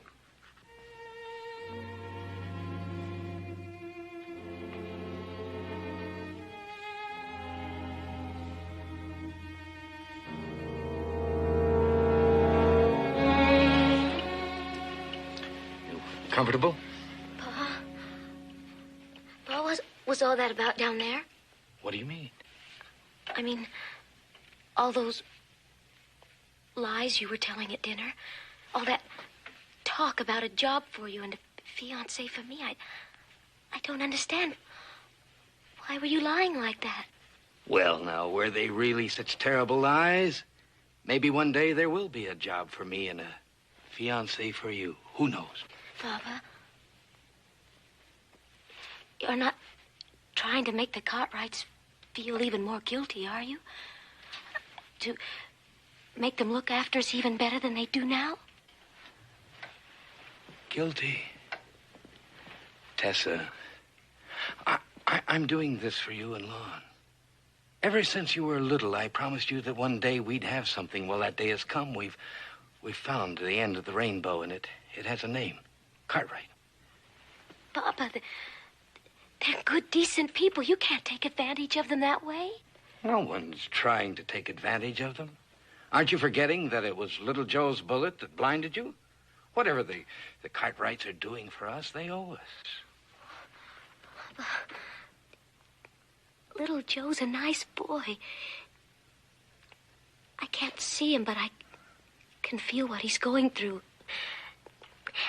And it was an accident. Is little Joe beginning to mean something to you? No. I just don't feel the need to hurt him anymore. No one wants to hurt him. And after all, we may be doing him some good. After all, knowing a wonderful girl like you shouldn't be a hardship on any man. Now, you try to get some rest. I'll look in on you after a bit.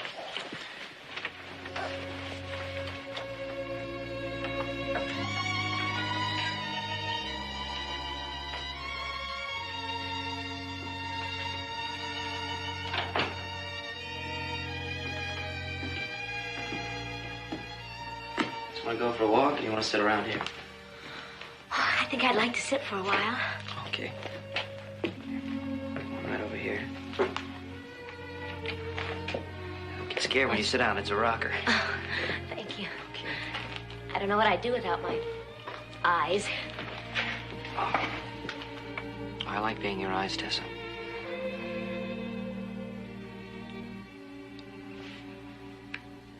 Tessa, the fellow in California, the one you were engaged to. I suppose you loved him very much. Why do you ask? I don't know. You just strike me as the kind of girl who'd have to love a man very much to marry him. Yes, I'm that kind of girl. Have you been able to forget him at all? Isn't that the best way? I guess so. Tessa, suppose a man came along someday and asked you to marry him. How would you feel about it? Well, that would depend on why he wanted to marry me, Joe. Because of my blindness, he might mistake love for pity, and... Well, I just don't think that would be a very sound basis for marriage. No, I guess not. A woman has pride. She wants a man to love her for herself alone, not because he feels sorry for her. You talk as though you don't believe a man could love you just for yourself alone. I don't know.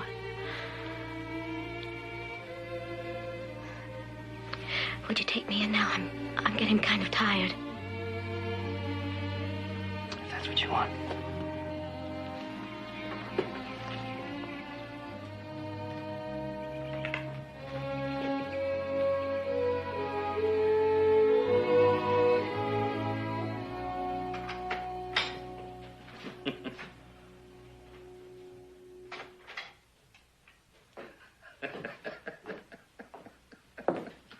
So funny.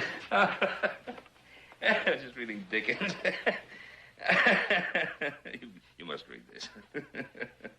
I wanted to talk to you. You've got to read this book, Joe. Hey, Pa, it's kind of important. Oh, I'm sorry, Joe. So involved. Yeah. Well, what would you say if I told you I was going to ask Tessa to marry me? Well, she's a fine girl, Joseph. I think that any man would be proud to call her his wife. Good. What about Tessa? What does she feel? I think she cares for me a lot. Maybe as much as I care for her. Well, of course, there's quite a difference between caring for a person and loving him. Oh, Pa, don't you see? It's a perfect answer for all of her problems. Now, who can take better care of her for the rest of her life than a husband? Joe, you make me feel real good. You have a sense of responsibility. That's good. But I don't want to make a martyr of yourself because of an unfortunate... Pa, there is no martyrdom involved. It would be a good marriage. An unfortunate accident, Joe. Her blindness is my problem. Now, Joe, you have a life of your own to live. Now, Pa, I want you to get used to the idea because I'm going to ask Tessa to marry me.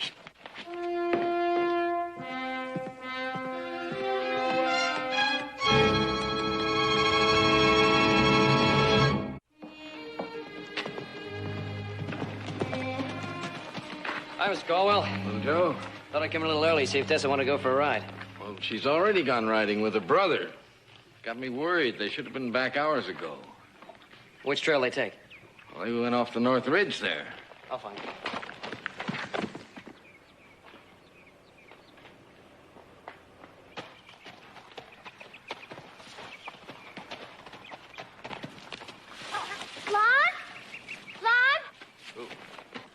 Take the reins. The brush is too thick here. here. You're all right. Just keep coming.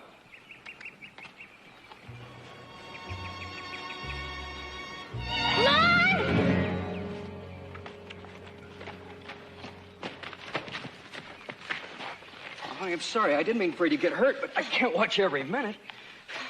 Okay, mount up. No. Tessa, we gotta get back to the ranch now. You can't walk all that way. No, Lon, I'm scared. I don't want to. Oh, come on, mount up. What do you expect me to be, your nursemaid the rest of your life?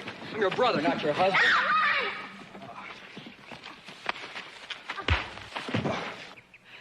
You ever hurt Tessa again, and I'll kill you.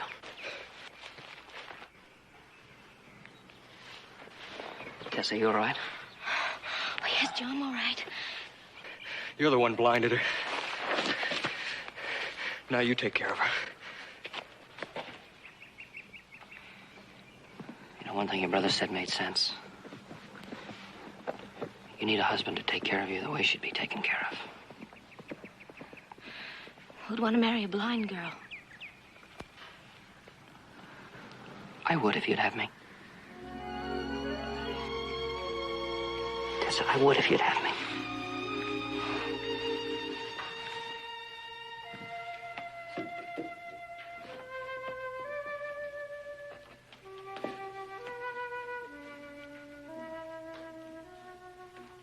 Mr. Cartwright?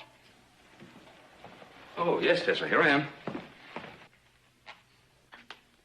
Could I speak to you for a moment, Mr. Cartwright? Yes, of course. Why don't you sit down over here? There's the chair right behind you now. Would you like some coffee? No, thank you. Mr. Cartwright, Yes, dear.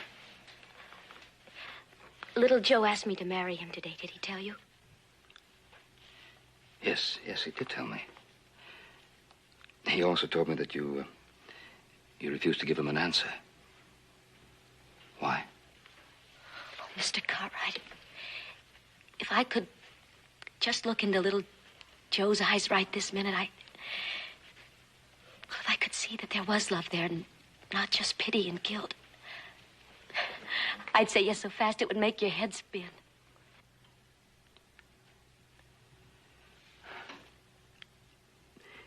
He means so much? Oh, yes. But I can't see what's in his eyes. That's why I've come to you. You're his father, and you know him better than anyone else. Oh, Mr. Cartwright, please tell me what to do. Well, that's very difficult. I don't think anyone can tell you what to do. But I think that if two people love each other, I mean, truly, deeply love each other, well, then nothing else matters, does it? Not even blindness. Because there's so many other things that they can share together. But how can I be sure? Where can I find the answer? In your heart, Tessa. In your heart.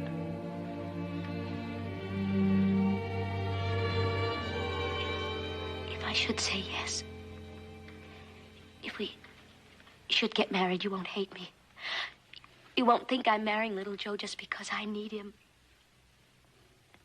No, Tessa. I don't think you're that kind of girl. I don't think you're the kind of girl who'd marry anyone for selfish reasons.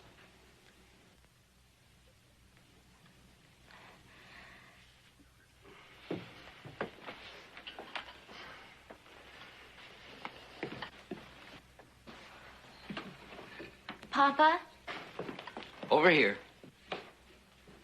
Papa, where's little Joe? Oh, they all had to go into town on business. They'll be right back. Say, you better hurry up and get some breakfast before it gets cold. I'll be right there.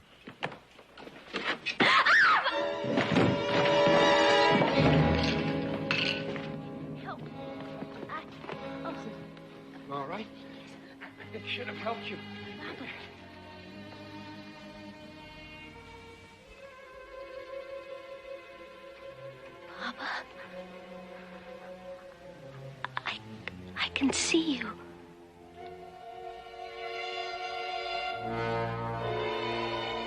Yes. Papa, I can see you. Are you sure? Yes. Papa, I can see everything. I can see the blue chair, and I can see the brown and green books and the guns and the fireplace and the Indian rug and the fruit on the boat. Papa, I can see again. Wonderful. Little Joe. Papa, this changes everything. I've got to tell little Joe. Tessa. Papa, I'm whole again. I'm the way he'd want me to be. Oh, Papa, I can't wait till he gets back. Tessa, are you sure this is the right way? Oh, Papa, he's got to know as soon as possible. Don't you see, he won't feel guilty anymore. And I'll be able to see what's in his eyes. Well, maybe it isn't all that easy. What are you getting at? Well, suppose that little Joe doesn't love you the way that you think that he ought.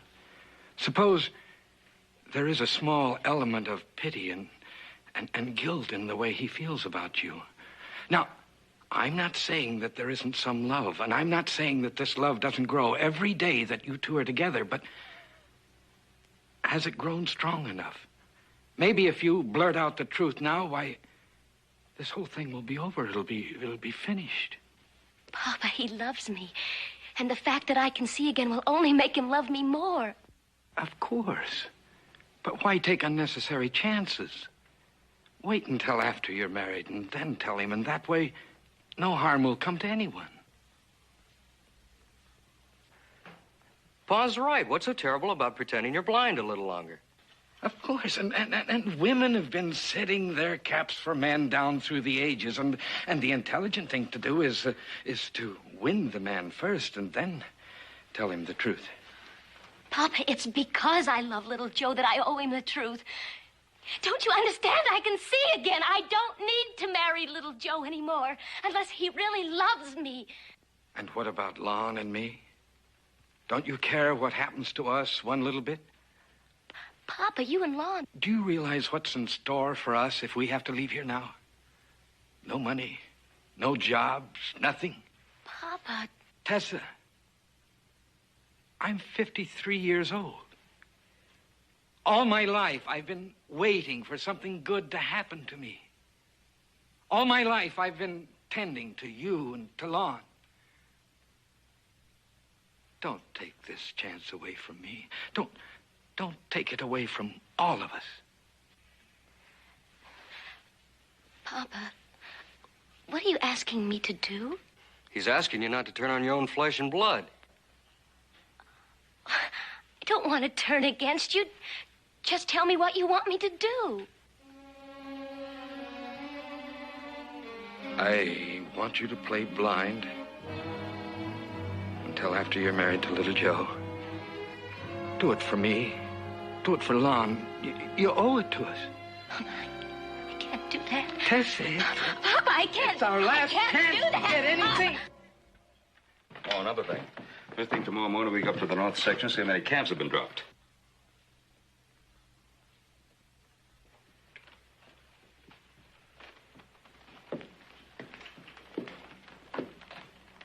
Tessa, what's the matter? You look upset. Tessa, what's wrong?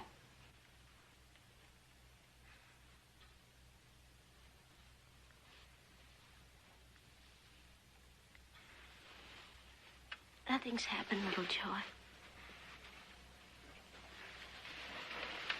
guess I'm just tired of being blind. Take me upstairs, Papa.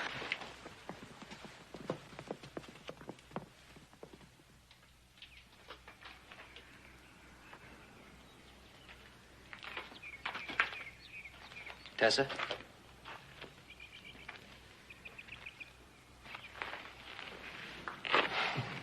Tessa, come on. What's the matter? You've been avoiding me the past few days. I don't know. Nothing's the matter. Come on now, there is something the matter. You're just not the same girl anymore. I wish I knew what kind of girl I really am.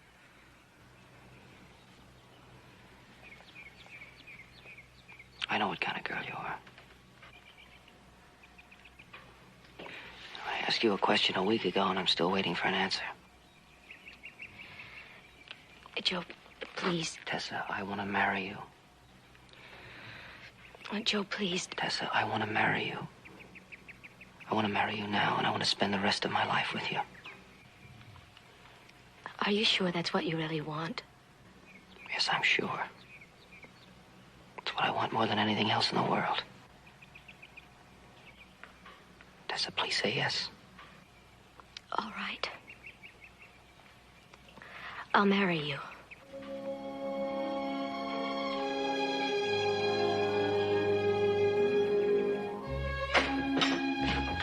Pa? Hey, Pa? He must be in the barn. I'll go get him. You be all right? Fine.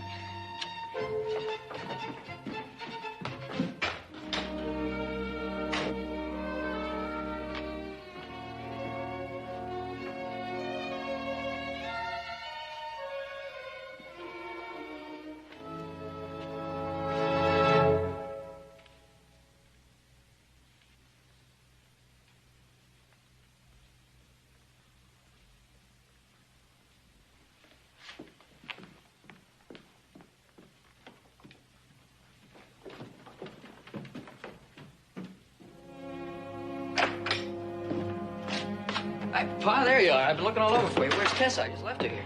She just went upstairs, Joe. Joseph, it's wonderful. She already told you about us getting married. Well, Pa, I finally convinced her. Pa, I'm gonna fill her life with so much love that her blindness won't matter. I'll be her eyes for the rest of her life. Well, come on. Aren't you gonna congratulate me? Oh, of course. Of course. You don't look too happy about it.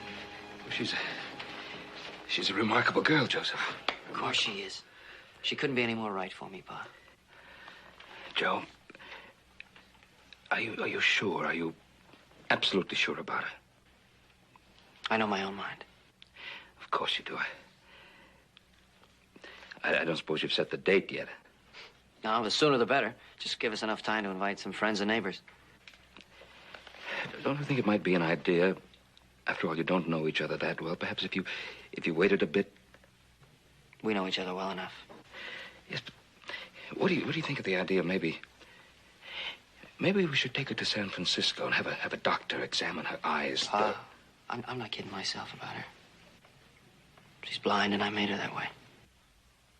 I know, but they're always developing new techniques. I don't want to hurt her any more than I have already. I love her the way she is.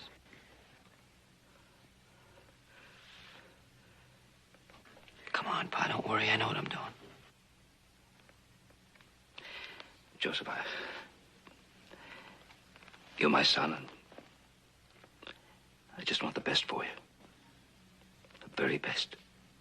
And stop worrying. I think I got the best. I know I got the best, Pa. Hey, better go upstairs and see her.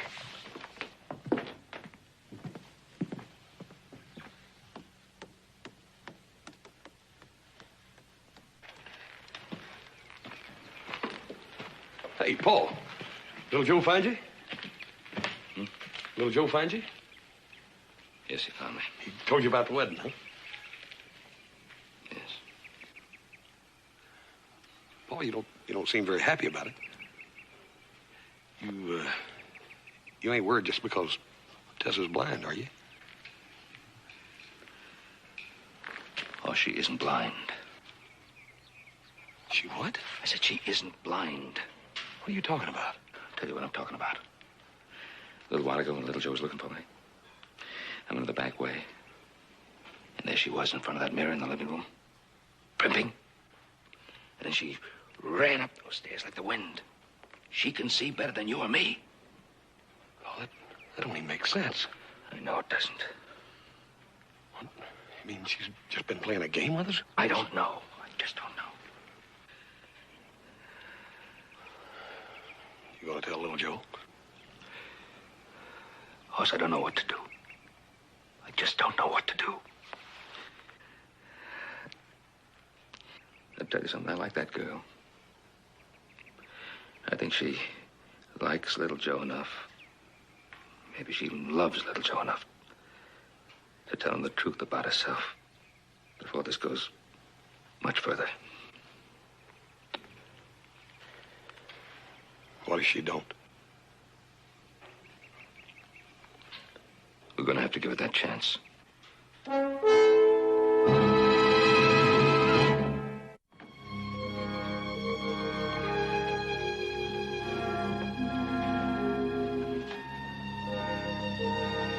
Morning, Tessa. Good morning. The flowers, they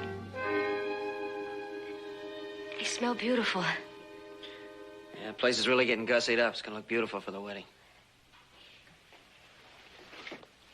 What are you doing? Oh, I'm just straightening things up a little bit.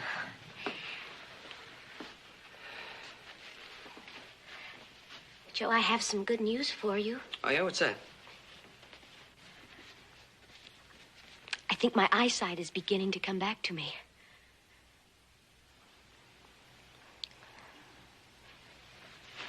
What? It's just been in the last couple of days. But I can see a little bit of light. Now, but I had to be sure before I said anything to you. Tessa, can you see me? No, not clearly, but I know I will. Oh, thank God. Oh, thank God you're going to see again. Isn't that wonderful? Oh, God. Now you won't have to feel guilty anymore. I mean, now you don't have to marry me if you don't want to. What do you mean? This is a perfect chance for you to back out. Don't say that, Tessa. Please don't say that. I asked you to marry me, and I meant it.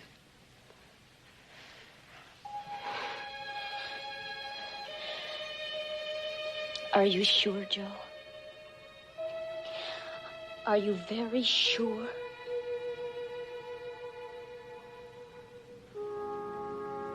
Of course I'm sure.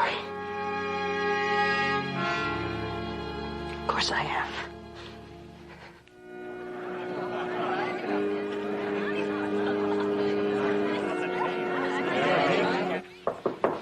Yes? May a future father-in-law come in? Certainly. Isn't she a dream, Mr. Cartwright? Well, she certainly is. You've done a beautiful job, Mrs. Partridge. Of course, you had a beautiful subject to work with. Oh. Mrs. Partridge, may I have a moment alone with Tessa? Why, sure. Thank you. Well, I know it's a father's prerogative to have a few moments with his daughter at a time like this, but is it also a father-in-law's? Of course. Well, actually, I came to wish you everything well. To tell you what a wonderful girl I think you really are. That's very kind of you, Mr. Cartwright. Do you think I deserve all that? Yes, I'm sure. You know, all through the years, I prayed that when one of my sons was ready to marry, he'd choose a young woman who was worthy, who loved him deeply, and who knew that he loved her, and who'd always have his best interests at heart. And you think I'm that kind of girl? I know you are. Because you see, I think you love and respect little Joe enough so that you'd always do what's best for him. What's right for him. What's right for both of you. No matter what the cost.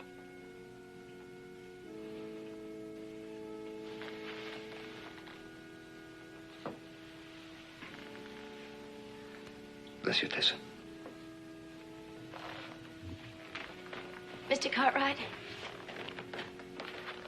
Yes.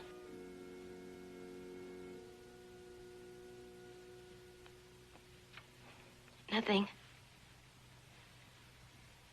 It was nothing.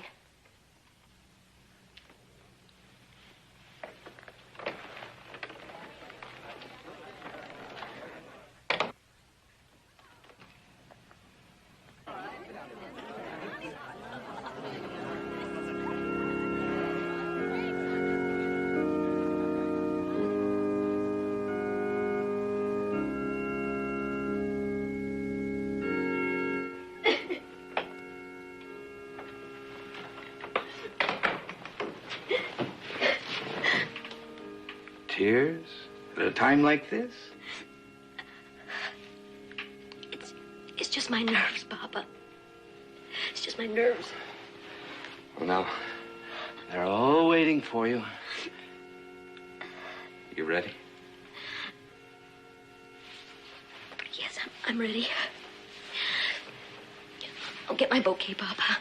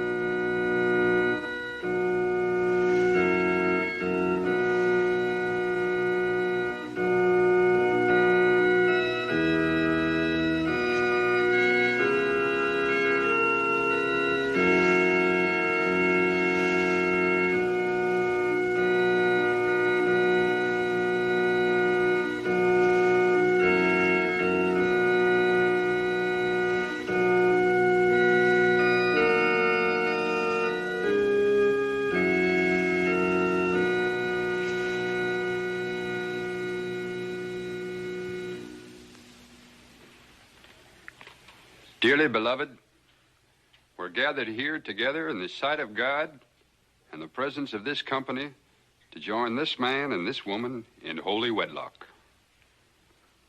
Joseph Cartwright, you take this woman, Tessa Caldwell, for your lawful wedded wife, for better or worse, for richer or poorer, in sickness and in health, to love, honor, and cherish her for as long as you both shall live. I do. Tessa Caldwell, do you take this man, Joseph Cartwright, for your lawful wedded husband, for better or worse, for richer or poorer, in sickness and in health, to love, honor, and obey him for as long as you both shall live?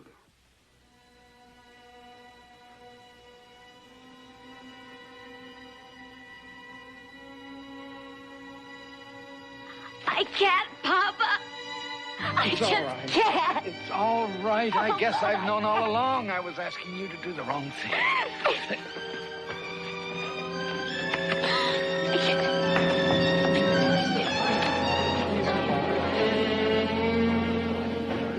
I can't.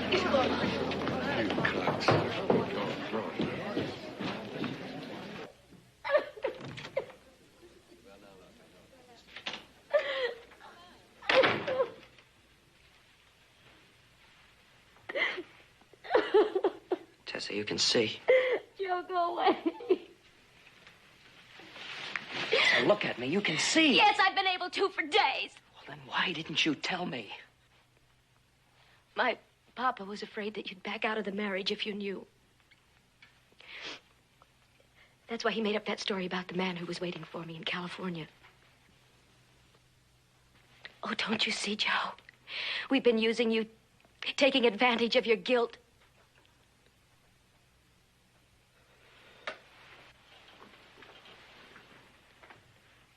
You told me yesterday you were getting your sight back. Why didn't you tell me the whole truth then? Why did you wait till the ceremony? I guess because I didn't want to disappoint Papa.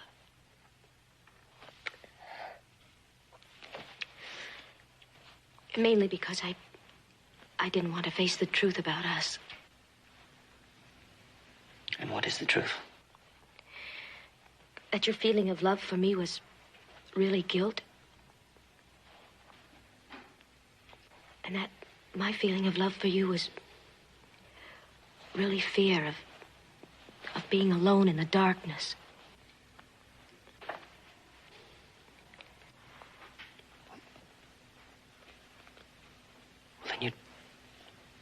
You don't love me, not really. Not enough for marriage, Joe. Neither of us do.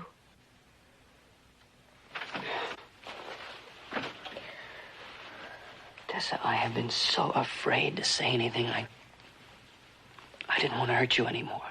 I know. That's why I had the courage to do what I did.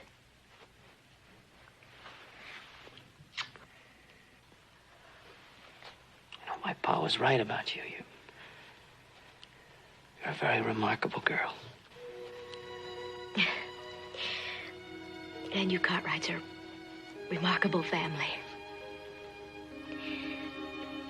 I kind of hate to face the truth. Me too.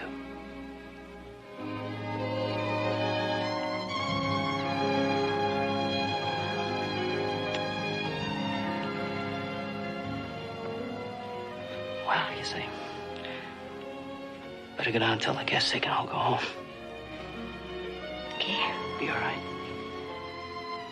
Yes.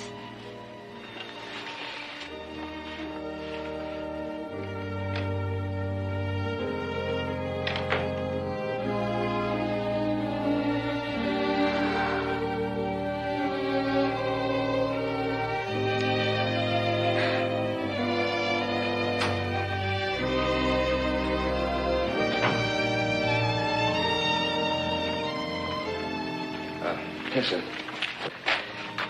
I wrote a letter to a friend of mine in San Francisco. Now, if you were to deliver this to him personally, I think he might be able to find a job for your father and your brother. You mean you're willing to help us after what we tried to do to you? Oh, Tessa, your heart wasn't in it. Anyway, I told you, you're just not that kind of girl.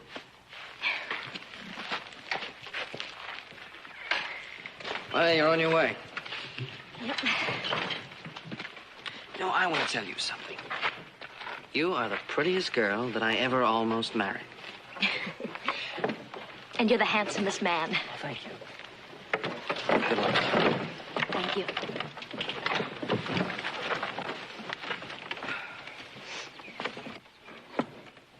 Well, Mr. Cartwright, thank you for your many kindnesses, even though it didn't turn out to be a pot of gold. Oh, Papa. Any pots of gold from now on will be made by our own hands. That's a depressing thing to learn at my age, but we'll try. Goodbye, Ben. Marcus, I'm glad everything turned out well. Thank you. Bye, Tessa. Bye, Yeah. Come on.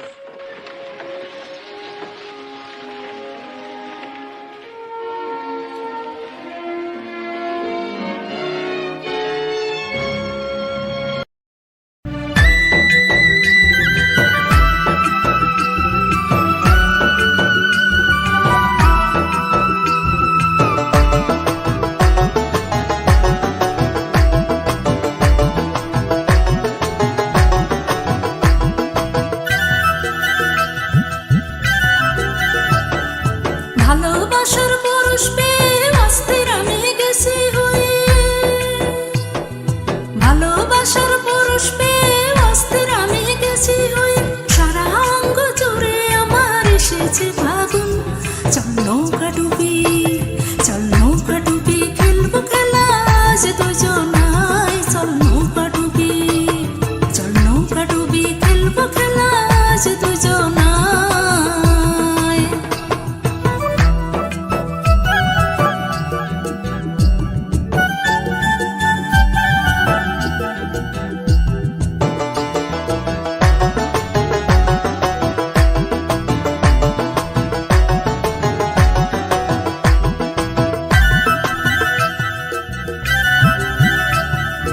বাড়ির কাছে ভরা নদী এসেছে জোয়ার ভাটা শেষ হলে শুকনো বালুর চর বাড়ির কাছে ভরা নদী এসেছে জোয়ার ভাটা শেষ হলে শুকনো বালুর চর ঢেউয়ের তালে তুলতে চলে আমার নাই চর চল নৌকা ডুবি খেলবো খেলা আজ দুজনাই চল নৌকা ডুবি খেলবো খেলা আজ দুজনাই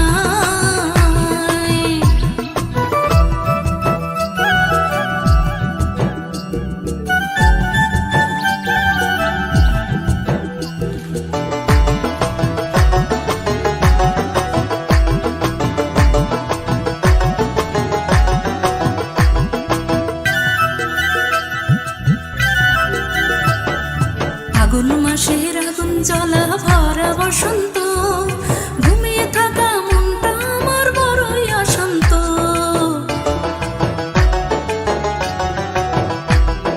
ফাগুন মাসের আগুন জলা ভরা বসন্ত ঘুমিয়ে থাকা মনটা আমার বড়ই অশান্ত প্রেমের গাঙে সাঁতার কাটলে হাতটা আমার ধর চল নৌকা ডুবি চল নৌকা ডুবি খেলবো খেলা আজ দুজনাই চল নৌকা ডুবি চল নৌকা ডুবি খেলবো খেলা আজ দুজনাই ভালোবাসার পুরুষ পেয়ে অস্থির আমি গেছি হয়ে ভালোবাসার পুরুষ পেয়ে অস্থির আমি গেছি হয়ে